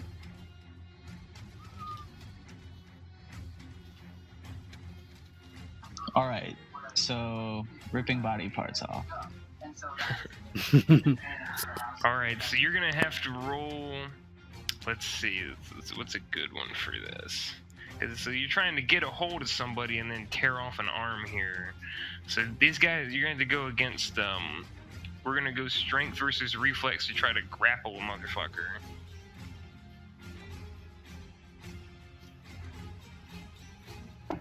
So go for your strength. Weak. Outrageous. Oh gosh. We are rolling like garbage. Yeah. So The really you're good going- guys. You're going after this warrior here. I'm assuming the one right across from you, and he's just sort of Yeah. like, just, get the fuck away from me. Types this backstepping the whole time, trying to keep you away from him as you're trying to reach for him. Whoever wants to go next.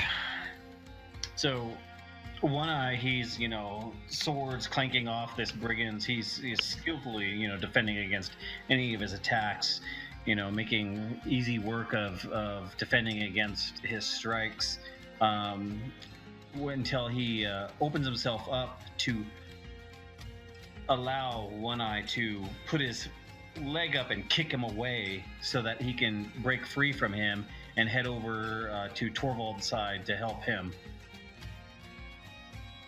Go for it. And then he, as he makes his way over there, he looks at Torvald and catches his eye to make sure that he knows, you know, I've got you. And he attacks the hound. Go for it.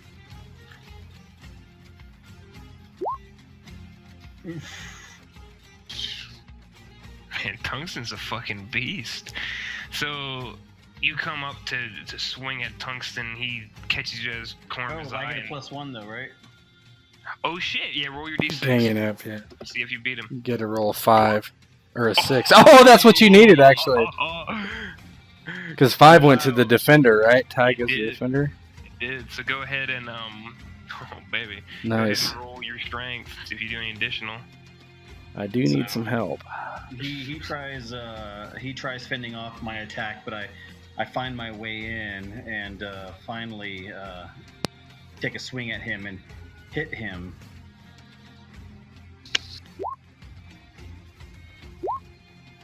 So no additional damage, but you do hit him for 1. Sort of cut through him. Describe where you cut through him, man. So, you know, he had just come down after attacking Torvald, and I came in and I basically just swung straight down on him as he was raising his sword back up, you know, and catch him in his left forearm as he was trying to, you know, pull away. He backs up as you're taking the cut on his arm. He's like, he looks down, bloodied, and you old cunt, you just made a fatal mistake. And he just sort of twirls his axe around and starts coming towards you. Next. Burner, yeah. Bernie. Yeah, Burner, as soon as he sees Torvald get wounded and staggered back, he immediately, no! And he just gets all red in the face and angry.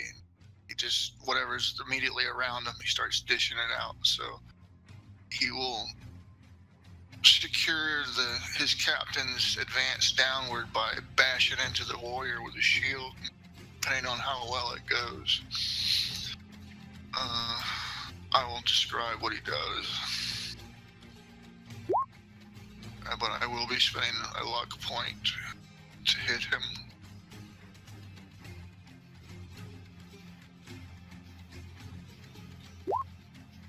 I will fail. This is you come at him with the shield, and he sort of steps away and starts battering at it. It's like, calm down, you big dumb farm boy. It'll all be over soon. Some bushes rattle behind these marksmen. And ta-da! But we'll go ahead and do these other player character actions first. I believe Reinheld was next. All right, new plan. I'm gonna start running away behind Torvald, putting my sword away too. Outstanding. He's the one who got hurt, right? Yes. Is he the only one who's injured? Yeah. Oh no, Gurk has been wounded once, but he's Gurk, so I don't know if you care. Yeah. Okay. Yeah. No. There's a lot of people there, so live and let live. I'm gonna run behind Torvald, lay a hand on his back, and heal. What's the roll for healing? You're not magical, but you can attempt to patch up some wounds. Yeah, I'm like a medic, dude. I'm like a paramedic. I got magic, not magic, but you know what I mean. I got herbs and knowledge. Herbs. So to recover, let's see. So it's gonna be aptitude, and I want you to. So mid combat healing is a bit difficult, so it's gonna be 15. It's gonna be all right. I'm gonna use the luck die on that. Sure. And this will recover, depending on how well you succeed, at least 1 point of damage. Think of it like tightening a strap or remove. And any additional damage? No. So he eats 1, and then Brunhilde is going to try to mop that up. with her scythe that she has. Holy. Probably will. Yes. So anybody who happens to see this, a man gets thoroughly decapitated by this young farm girl who is moving very quickly. Almost faster than people can see it. It's back around to the bad guys. Tungsten. He didn't like being hit by an old man. He's going to take it out on that old man, if he can.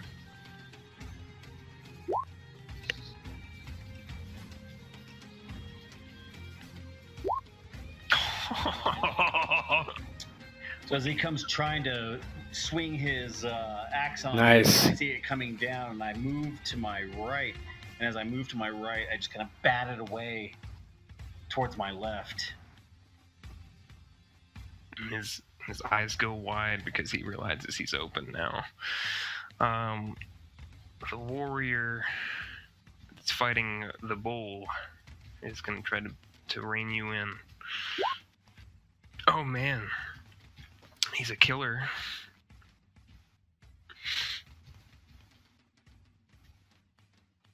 Roll your reflex and kind of. Oh yeah, no problem. So he tries to come after you when you're trying to shield bash for a round, but nothing gets past your shield. These guys are going to team up on Gurk a bit at the bottom. I mean, they're both gonna hit pretty much no matter what. Maybe. But do they do That one damage? is. They might. Yeah, they might not do more than 1 point of damage because the athletics is really good. So you can. You if you roll perfect, they would miss. If you roll double sixes, then they would miss. So you can. That's how I'm gonna. Yeah. So now it's gonna be strength versus athletics to see.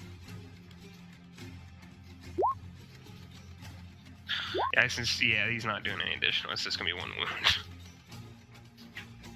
And the second one.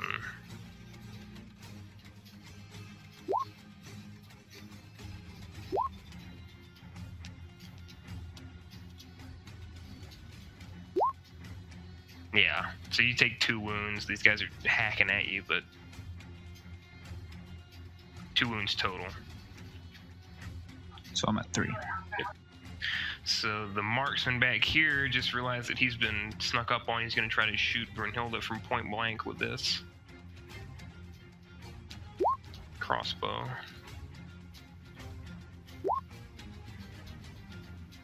And does. She takes an arrow to the hip. A bolt to the hip. Back around to you guys.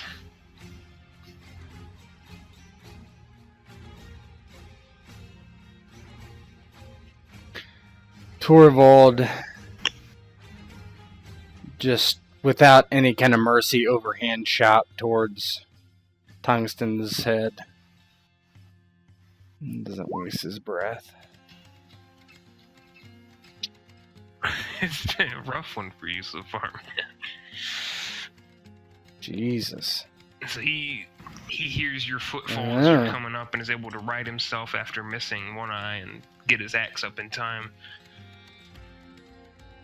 Oh, you should, yeah. Roll one more. You could. Well, Ty goes for yeah. Oh, I didn't roll an extra. I should roll one more, right? Yeah. I still can't hit him. Yeah, so he brings his axe. Well, yeah. Your swing. Right. Yep. Okay. It's like, oh, I thought you might have learned your lesson already. This old man's better than you are, and he sort of pushes the great sword away. Whoever's next, we'll see. Either way, you will be dying here today. Next in the order here. Yeah, Gurk is gonna try to grab this guy again, and he's furious now. All right. So I'm using a luck die. Go ahead. Oh yeah. Okay. So grappling. So you've got him. I guess we're just gonna do Now I need to rip his arm off. athletics.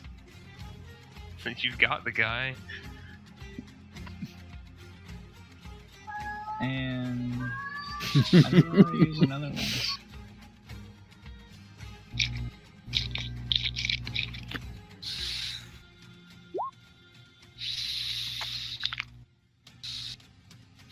I mean, now I don't want to because you rolled a 10. I'm pretty sure I can beat that. But I already said I would, so. And don't be afraid. Hey. Oh, I still will. I rolled almost minimal. Oh my. That's rough.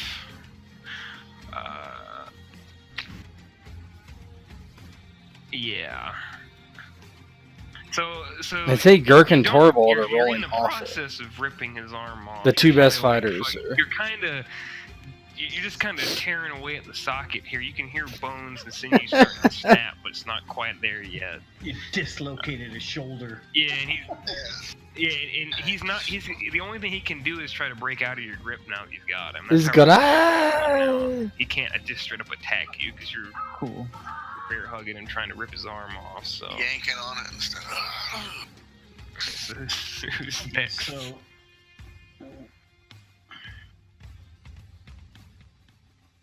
I just like vision him like grabbing his wrist and like going up and down like super quick, like and his arms like flopping back and forth. Then putting 2 feet on the dude's hip, just yanking him, throwing it over the back of his shoulder, tugging on it. So Captain sees, Torvald try and take a swing at the hound, and being deflected. But as it's deflected, he sees an opportunity to attack. So he kind of takes his sword and does a completely horizontal swipe in front of him across as he's going after the Tungsten Knight.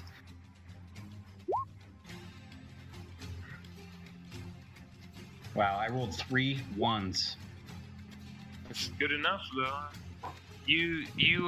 So how do you end Tungsten? Oh god, at least he did bad too. Across his midsection, it catches his armor at just at the right moment as he was raising his axe up, which revealed a soft part of his belly and just opens him up, and his innards, his guts, his intestines spill out onto the bridge as the sword opens him up wide. And he's shit, and he falls to his knees and leans on his axe. Says, "Oh, well, shit." He's like just bleeding out, dying at this point. You see he coughs, a bunch of blood comes out of his helmet. And then I just raise my I'm fitting in for a kick night. him backwards. He hits the ground. Who the fuck are you, old man? Boy, don't worry, Knight. At least you can be proud knowing you were killed by Captain One Eye. He just coughs up some more blood and stops moving. Who's next? Bernard, he's lost in his battle rage. He doesn't like the fact that this dude's clinging to his shield and using it. Gonna raise his shield up and drop it as an elbow down on top of the dude's foot, and he's gonna thrust upwards with the spear. Ooh.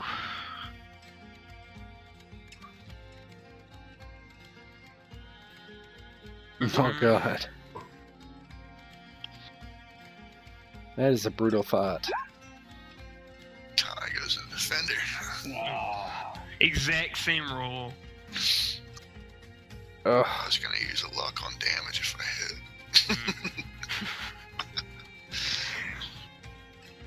So you try to come down, and somebody backpedals quickly, seeing what you had in mind, and sort of parries the thrust. Bernard's too slow. Ryan. Noticing that the main antagonist has fallen, I'm gonna rush past my companions, pull out my rapier, and take a quick lunging stab at this guy. Add an additional die.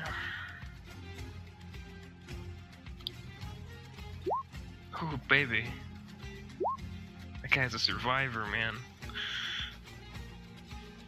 So you come in on the stab, and he sort of sidesteps it, then grabs you by the throat, says, "What are you gonna do, pretty boy?" And Did you add the extra die? Yeah, man. he did. He did. I'm not a fighter. What'd he say?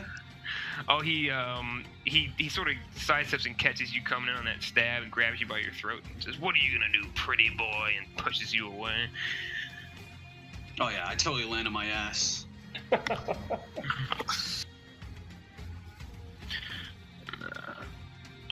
Helga sees Girk's in a bit of trouble and is gonna shoot at the guy that's free.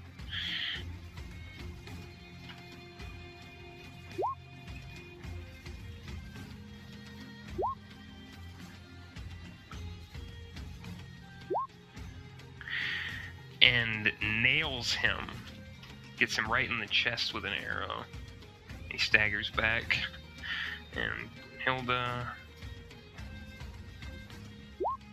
in on the marksman.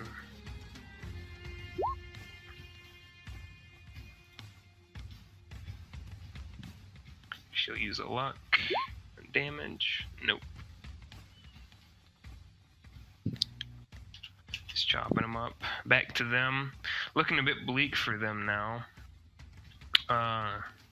The one that's sort of free here while Girk is trying to rip his companion's arm off is... Let's see how committed he is to trying to do this. He's going to need to beat a normal test of 12. No. So he's going to try to run. So you see him starting to sprint off. He sees Tungsten go down and says, "Oh, well, this contract's a wash," and starts sprinting away. Oh, One Eye grabs a knife out of the inside of his coat, and as he sees him running over the bridge, he kind of overhand throws the knife directly at him. Yeah, sure. Go for it.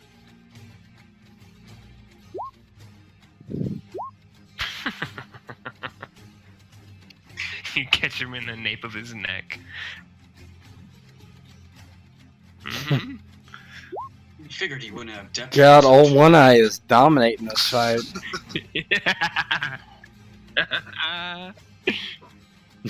One Eye is enough. I can only see half the world, lads, but it's the good half. Just curved the knife so it made sense in his perspective. No, he just nails that dude in the back of the neck. Practiced move. This guy's gonna try to get out of Girk's grip, which is Good luck. at the least. If he does, I'm gonna. He will luck die, since I should have been using those and I haven't been. No. Didn't think so.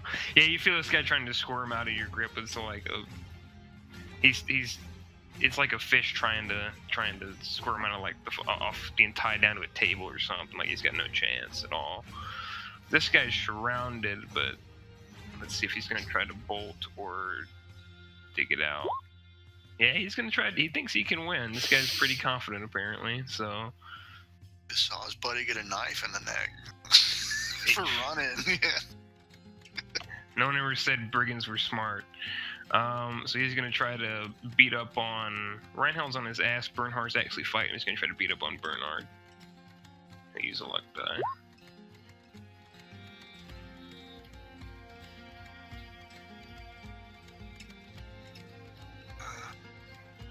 Use my last one too.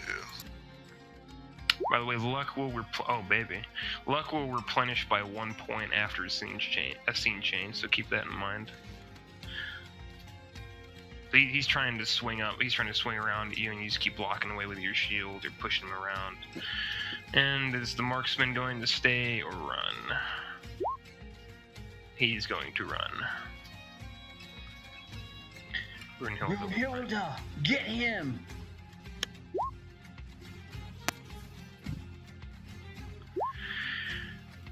Using her scythe, she deftly swipes the man's knees out from under him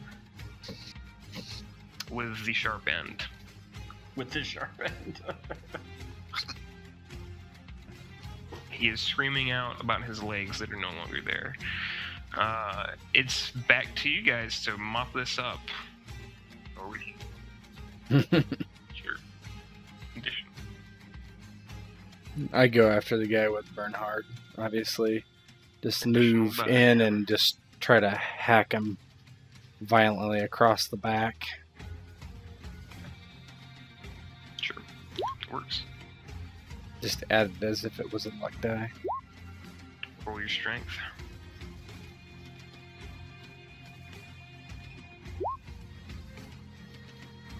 Okay. 1 point of damage. You cut him pretty. That first one was a good one. Tell you, I'm doing really All right, good. who's next? So he's already grappled, right? Yeah. He is. All right, You so don't have just to roll to strength. hit him. Yep.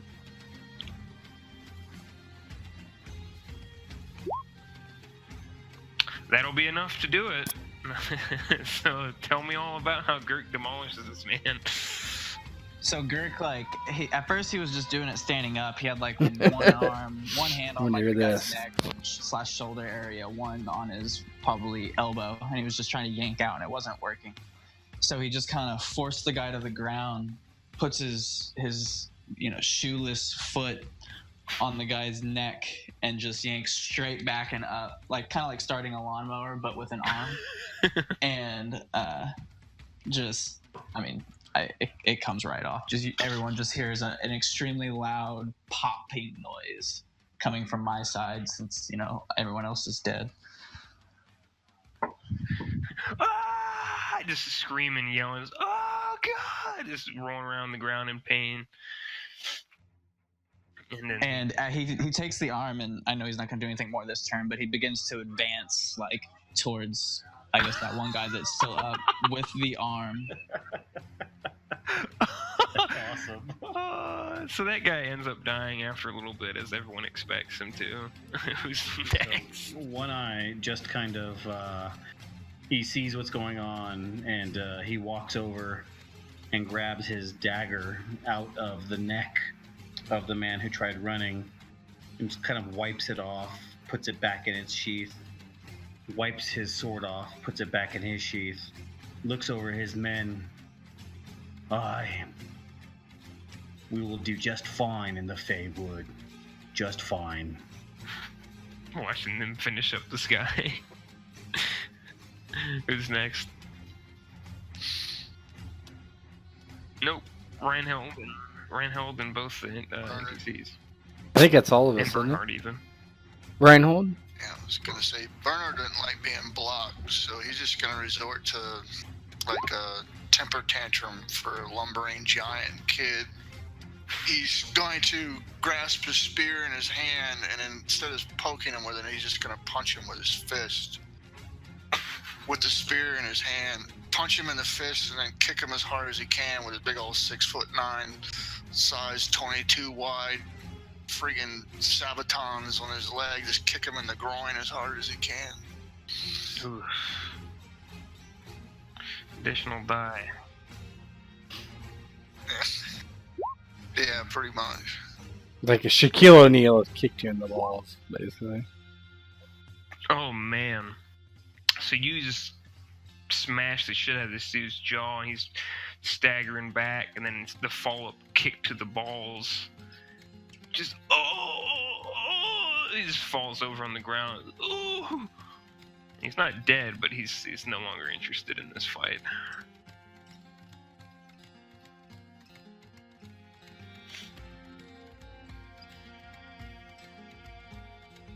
I mean, Reinhold's gonna he's point given him, up, yeah. stick This him guy. with the pointy end. I or- mean, he's not holding any weapons. He's grabbing his balls that are probably no longer going to function. He just got his nuts kicked by a guy who's like 6'9", as hard as the guy could possibly kick him in the nuts.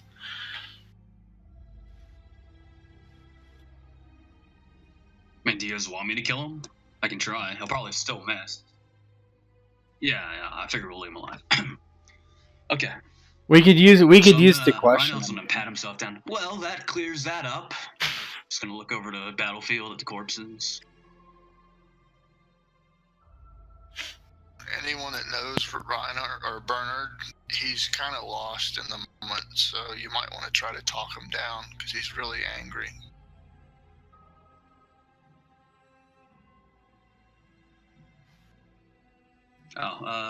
Doc's fucking pissing right now. He'll probably talk to you. Yeah, I think I'm gonna take a everybody go ahead and take a quick bio break if you guys want to pause. Whoever's recording want to pause their recordings and then go use a quick couple minute break here for the restroom because I got to use the restroom as well.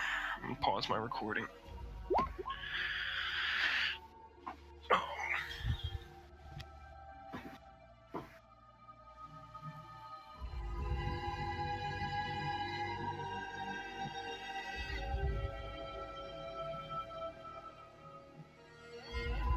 Did you guys kill him?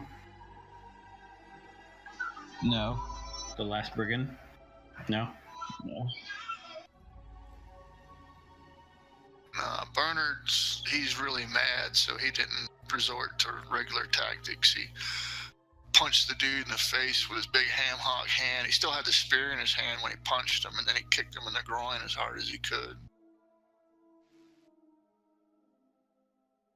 Punched him in the groin.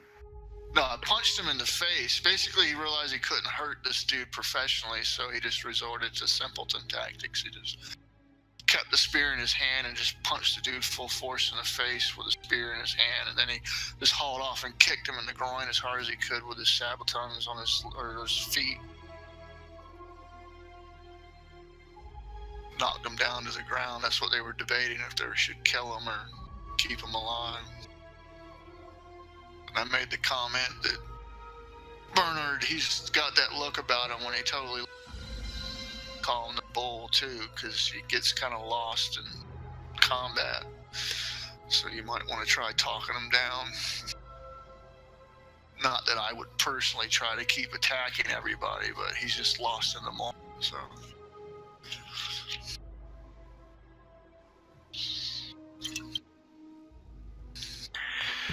Alright, I'm back. Everybody here? Yes. I am. Think so. Alright. I want to get a gauge on time for everybody. I'm perfectly fine going on longer if we'd like to. And we could get like a... If anyone has like a specific stopping point, then that's perfectly fine. Just let me know as we go on. I mean, probably like 30 minutes for me. Sure. So we'll go ahead I'm and getting there. 30 minutes past the hour, we'll wrap this up. Let's do a second session. Perfectly fine. Everybody back? One Eye's back. I think Tet's the only one I haven't heard from. Sure, we'll wait. I mean, it definitely, if we're in the middle of something, I could probably go till midnight my time, but yeah. No, I got a good idea where I can stop it. So that I definitely don't want anybody to. I mean, I hope everybody's having a good time. I definitely don't want anybody to be fucked if this carries on a decent bit. We should be good based on where we're gonna be getting to. Yeah, in case y'all didn't catch the hint, what I was saying, Bernard being rather simple. If you know anybody that loses their cool, you know, in those movies where somebody like has keep beating the dude, and it takes somebody to snap them out. Keep hitting and hitting and hitting. It's at that point that he's pretty much at, so.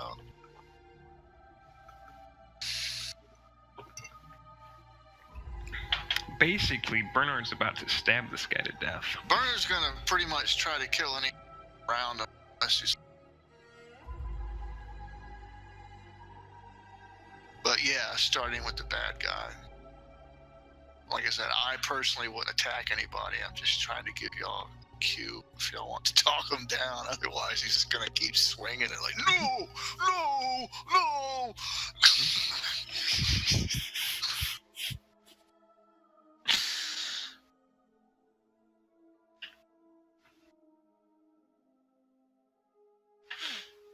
Ted picked a good time to take a dump. Yeah, after Gurk probably ripped that dude's arm off, started walking forward, realized nobody else was around him. Yeah, dude, we trusted you. Come on. No, he's cool with it. He just wanted to hit somebody with the arm. There's still a guy there.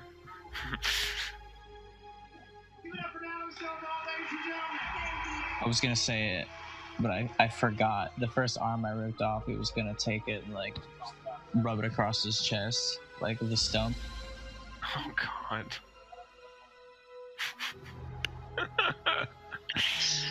Oh shit. Also, post-combat, as long as nobody went unconscious, you all recover from your wounds. So I'll go ahead and adjust that. Pass out those magic pills I'm carrying. Mm-hmm. The good stuff. You go around and rub some motherfuckers down.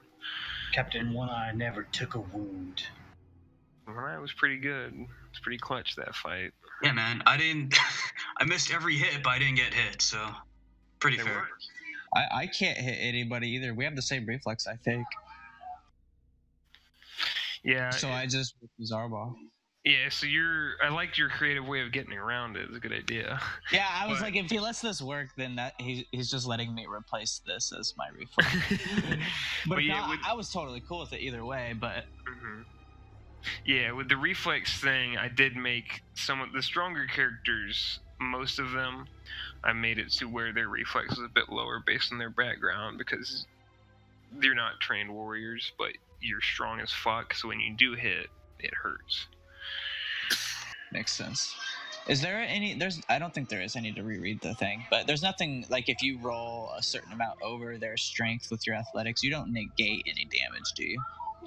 So if you hit, you're guaranteed to do one wound. The Okay, strength gotcha. versus athletics is to determine how devastating the attack was. So Makes think of sense. athletics as like armor, just natural toughness versus the strength of the person you're fighting.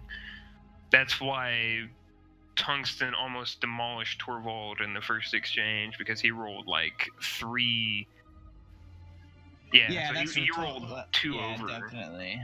If it would have been him and Girk, he would have only taken 1 wound each time, probably. Well, based on what my other rolls were for that specific thing, but they could have been different if I would have been on his. Yeah, Girk's not so much an avoider as he is. I'll just eat it and keep trying to fucking smash you to pieces. Yep. Slow and steady wins the race. So is there like a way I can like debuff enemies or something? Like throw dirt in their eyes or some shit?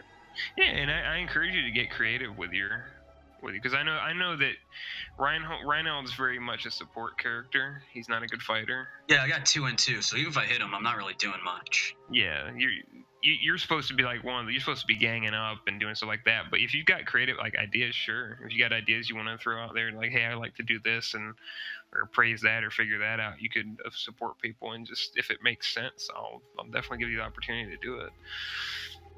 Pocket sand somebody, that's perfectly fine. Yeah, that was the plan after the first miss, but I was like, I don't know what the rule on that right now is, so I'll wait.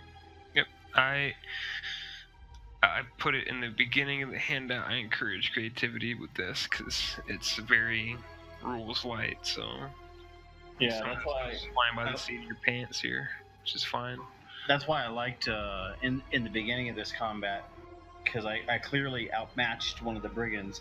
You let me just kick him away and move towards the other guy, towards the main guy. Oh yeah. Also, because Bernard's there, so he can't just chase you. He has to exactly. respect that someone's there. All right. So, Ted's back, so I'm let's back. just we'll pick it right up. Old One Eye shows why he's the captain here. So to recap for everybody, Bernard is still in a rage a bit, and he's angrily looking at the balls as if he's going to do more damage. So what's everyone's plan now that the combat's done? I've replenished everyone's wounds. As long as you didn't go down during the combat, you won't take any permanent damage. You're assumed to recover quickly.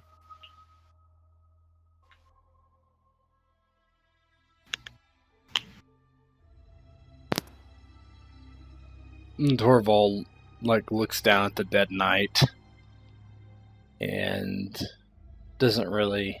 He kind of looks over him for any sigil or anything to see if the guy was really a knight. Kind of that's what he's You can roll intelligence looking with for. it. He It's a doesn't normal. really The care if difficulty Bernhard of kills this normal guy. is a 12. You get a 3. You got 3 dice in it. Oh, Hey, God, there you I go. don't think it's... Yeah, he wasn't bullshitting. That looks like a house sigil on his. Oh, there you go. He had a tabard over his mail, and it is a house sigil of antlers. Now it's not the same. Your house sigil is also antlers, but it's not quite the same. There's some pretty significant differences. Your house sigil was one with a deer's head included. This is just antlers, and there's spikes and things like that protruding off of the antlers. So he does in fact appear to be a knight, despite his behavior. Okay. A nasty fellow, really. Yeah, he's disgusted by that. More nasty than you know. This man was a knight. Did not act like one. But what is a knight, really? He just kind of doesn't say much more after Everyone's that. ignoring the bull being the shit out of this guy. Yeah, I was about to say, Bernard, having not, like I said, he didn't stab him. He just literally just lost his cool and punched him with a spear in hand. Once he drops, once the guy drops to the ground. Yeah, Bernard Torvald just doesn't starts, care. No! And he'll drop his spear and sling his shield off and just start pummeling the dude in the back with his fist. He's, no! Oh, I hate bandits! Beating his face into the ground. Basically, I'm not going to kill him unless you want me to kill him, or somebody says, no, bull, stop. Dirk is totally down for it, because if you don't kill him, he's going to beat him to death with this here arm.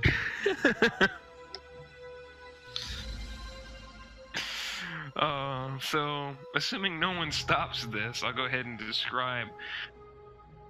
Oh, I'm here. Yeah.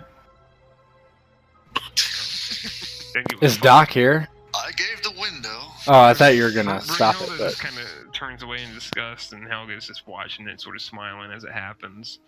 But what happens is basically a combination of Bernard and Girk beating this dude to death. Bernard with his fist, Girk with another man's arm. He is thoroughly pummeled to death on the ground until he just completely stops moving. He's like teeth and bone fragments all knocked all over the place, and he's very dead. As soon as Bernard acknowledges Girk's involvement around it, he starts realizing, whoa, he's exactly like this savage. And snaps himself out of it and just recoils backwards almost in horror. Begrudgingly, like slowly just, no. And Girk looks at Bernhard and says, all must suffer.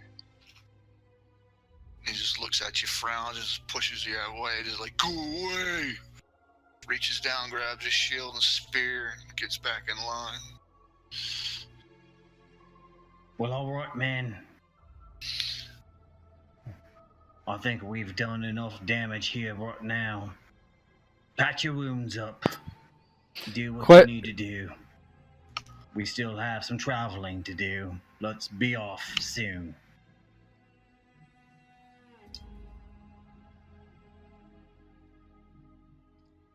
Ghost, did we or I hear that guy that tried to run that old one eye Reinhold threw was his dagger around. out He might have about heard the it. contract Whether or not wasn't he worth chose it? to share that. Was Girk that was heard also by us? around, but Girk was also trying to pull a man's arm off, so I don't know if Girk would have heard it. But Rhino definitely have heard that. I guess I'll Okay, go I was over just to the guy, who yelled about the contract and look him over for any paperwork. Sure. Let me send you a whisper. With the exception of Bernard himself, it doesn't take much to put 2 and 2 together for the rest of y'all in my mind. This guy literally just went, hey, look, it's Reinhold. Yeah, I'm glad no one's bringing it up. Give him to us and we'll let you live, is basically what they said. Mm-hmm. Because Reinhold will gladly... I don't much care, his honestly. life. So as you're checking the body and looking for papers, I walk up to you And as I see you pulling out papers, just like you attempted to do to me in the tavern the day before, I snatch anything in your hand out of your hands. Wait, did I find any? I did. Okay. Yeah. So you have the contract now. What is this? Should I describe it or? Yeah, Go ahead. So basically, it's a contract with a poorly drawn photo of me and a poorly drawn photo of the thing that I'm currently possessing. It's if you've noticed, I have this nice regal-looking necklace I wear around all the time, and the contract says reward for returning this to blah blah blah. It has a name of the person who hired it out, and it shows me dead or alive. Yeah, there's a bonus for you brought in alive, by the way. 4,000 crowns. It's not quite that lucrative. It's not bad, but it's not 4,000 crowns good. It's probably like 500 with a 250 bonus for... What's going on here, Reinheld? Why are these men after you, and why did we almost risk our lives saving you from a contract? Well, you see, Captain, this right here, and I sort of jiggle it around, it's on my neck, like it's a necklace with a little shiny jewel attached to it. This right here is quite a find. I came across it not too long before I met you all. It didn't belong to anyone. I guarantee I didn't steal it. But apparently no one's exactly happy that it's in my possession. Do I know the name of the people who put a contract out for me, or? Why did those men know you by name? Reinheld, yeah, I whispered to you. Let me think for a second.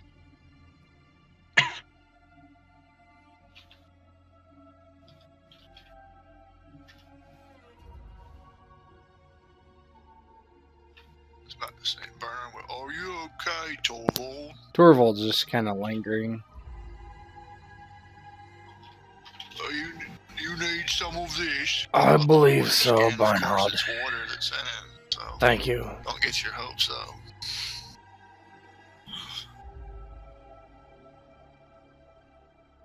Yeah, he says, No, I'm fine, Bernhard. this man was a knight. It's He was all well I couldn't trained hit and all I my performed cheese up. poorly. Not till the end.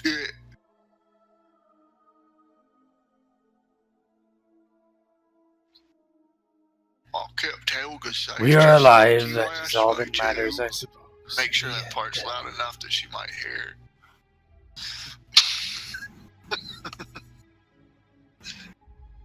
Yeah.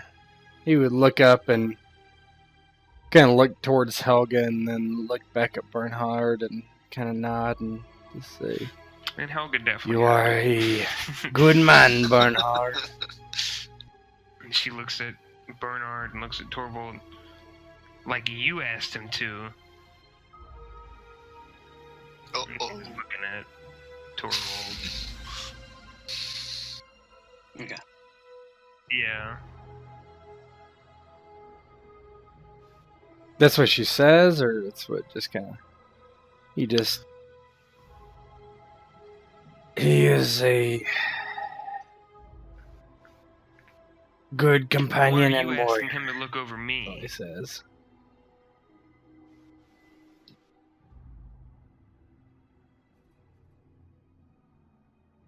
And he says, You are an archer. If our archer ranks are broken, then And she sort poor of narrows things will her happen eyes, but to the rest of us. just sort of goes into a... and just sort of brushes past the two of you and collects her arrows that she can still use from the people that she shot.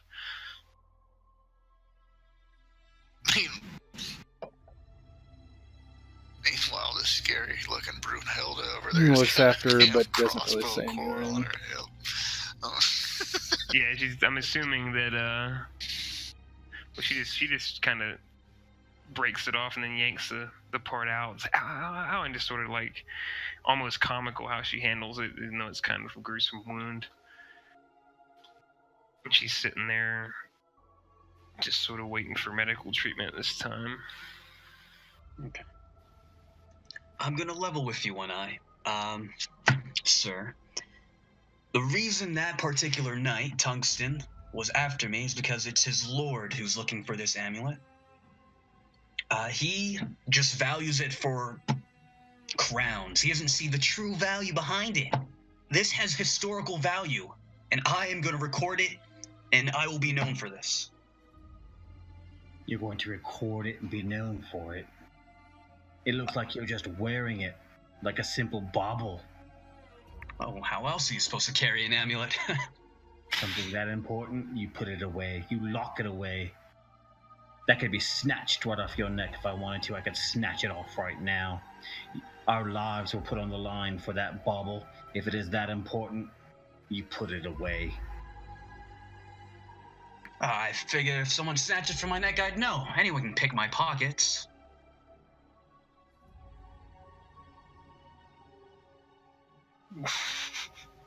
Torvald just comes and smacks Reinhold in the back of the head. Put it away. Fuck the lords and their games, but do not bring attention to us unnecessary. If you want this amulet, do what you will with it, but put it in your pocket at least, you fop. For.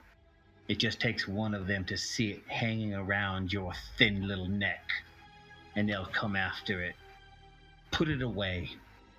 All right. You've convinced me. You know, I figured hiding in plain sight was a thing that would work, but apparently not.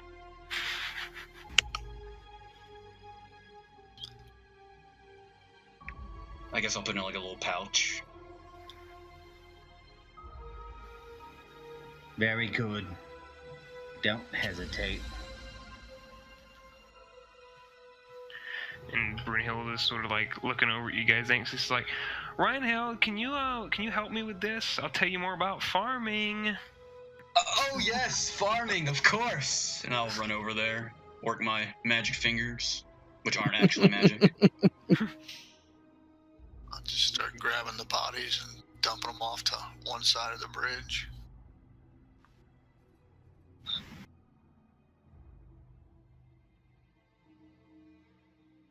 Don't worry about that, Bernhard. These men do not deserve any sort Are we of looting them? care after death. Let the carrion pick at their eyes. Right. Start picking them up and shaking them out. Of course. So you guys find a fair bit of crowns. The knight has some signet rings and stuff on them that are going to probably fetch a decent price next time you can get them sold off. Or if you like... Go ahead. I was just to say, were both the archers crossbowmen, or were one of them a bowman? Oh, they were crossbowmen. Okay. She couldn't use them. Unless she wants a crossbow. No, they're both crossbowmen. And they're a lot of their steel's pretty shit. A couple of them had some decent maces. But as far as equipment and stuff goes, you guys were better equipped than they were by far. Tungsten was the only one who had anything worth carrying around to sell. But that's up to your prerogative.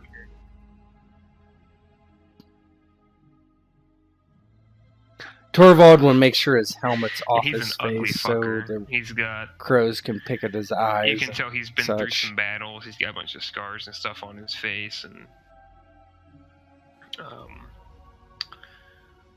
he's just got a full beard, very mangy beard too. Not even well groomed or anything. It's just big splotches of hair missing and stuff like that.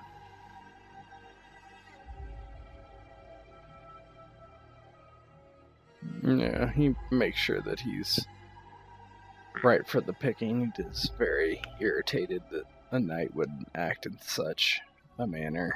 All right, man, well, if you're all done, we still need to be on our way. There's some road ahead of us. We should be off.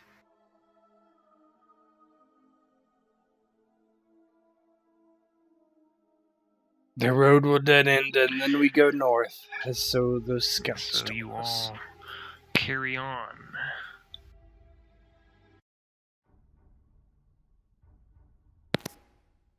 Let me get you fellas out here.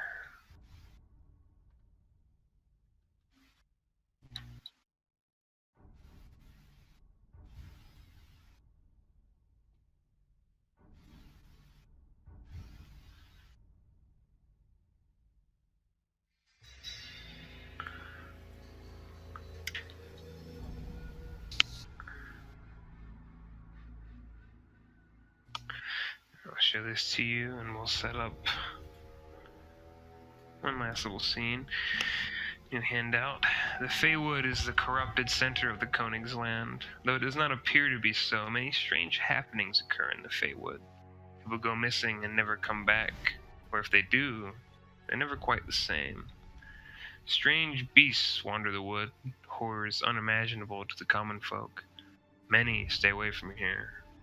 Those that venture in do not return unscathed.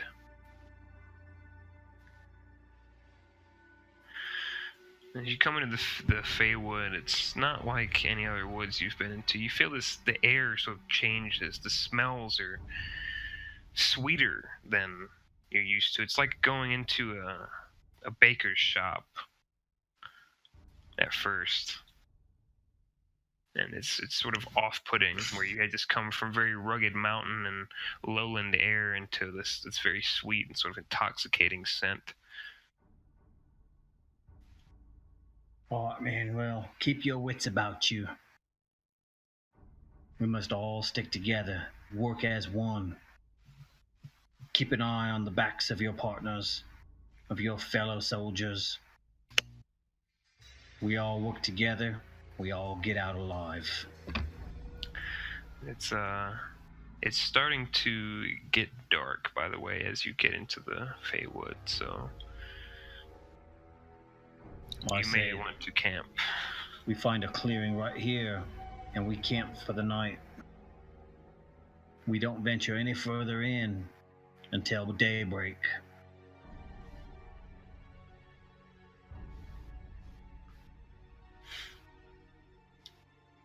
So you guys set up camp and do a bit of roleplay before. I'm going to do a little cliffhanger thing, but you guys can do a bit of roleplay beforehand. We're going to end it around this time.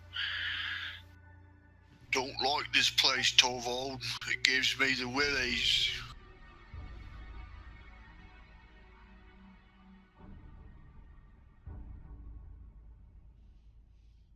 Yes, there are many rumors about this place that I would wish not to know and not to speak of. I'm not going to cut any wood. I'm going to pick Many up are fallen just branches. rumors, I don't want to Bill disturb Bernard. the eeriness of it.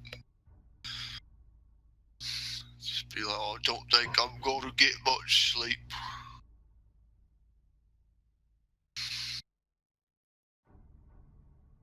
We need to set up watches. I want 2 awake at every time while the rest sleeps.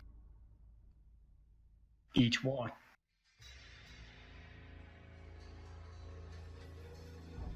I would watch with Helga. She is a fine archer, and I don't have want you a bothering her strong with your sword. This is a watch.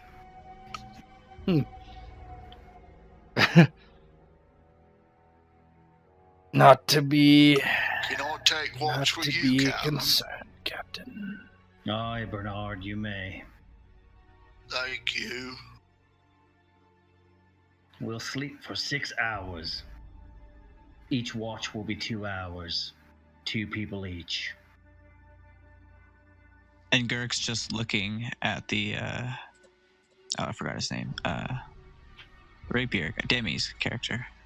Reynold. Yeah, Reinhold. He's not saying anything, but that's his watch. Reinhold. Just leaves you and me, hey, big guy. A slow nod.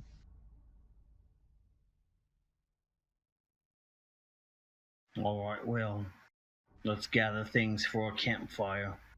Let's gather our gear. Let's set up watches.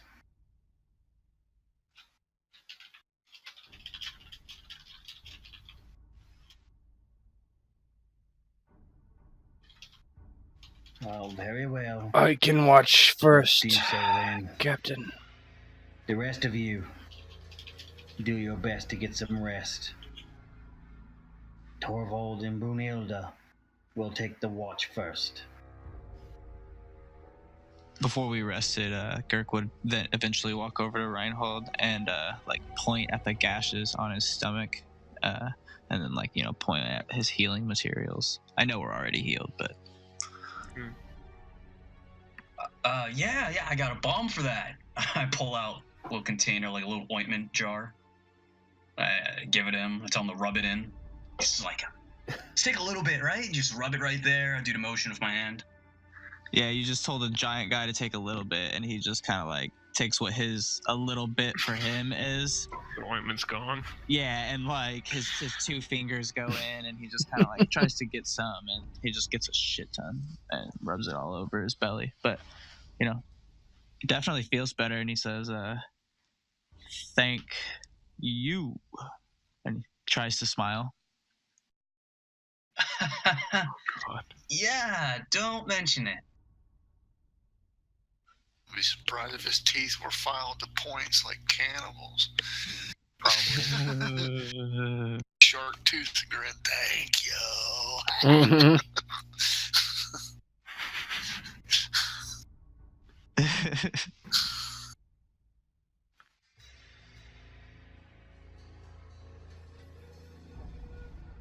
Yeah, and Torvald would take off his helmet as he walks around the camp, intently watching.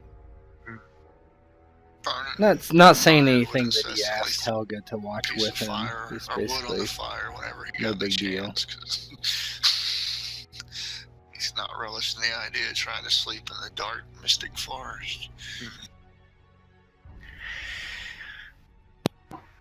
As you guys are settling in, setting up camp, first watch is taken, and I think it's Torvald and Brunhilde is what you said.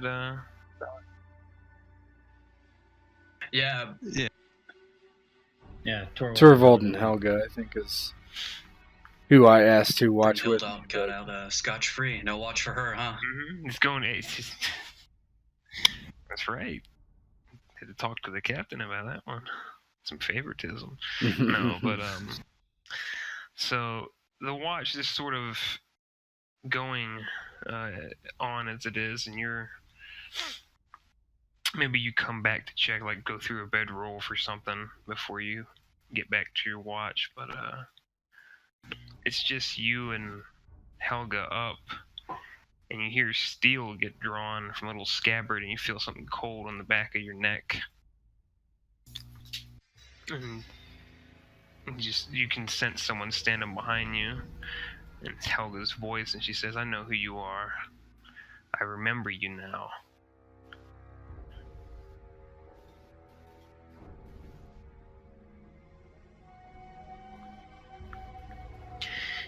It was tough, see. I'd always thought that maybe you were just ugly as fuck, or there was something wrong with your face why you kept it hidden. But now I know.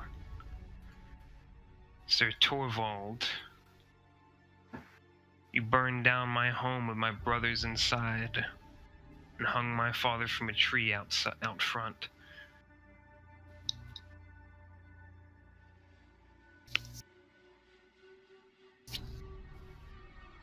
I did.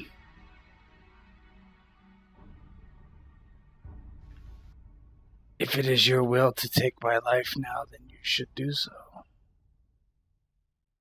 I would not blame you for such You feel the steel start to wiggle around the back of your neck as though her hand was shaking. And we will stop it there for tonight. God damn it. Who did I hire?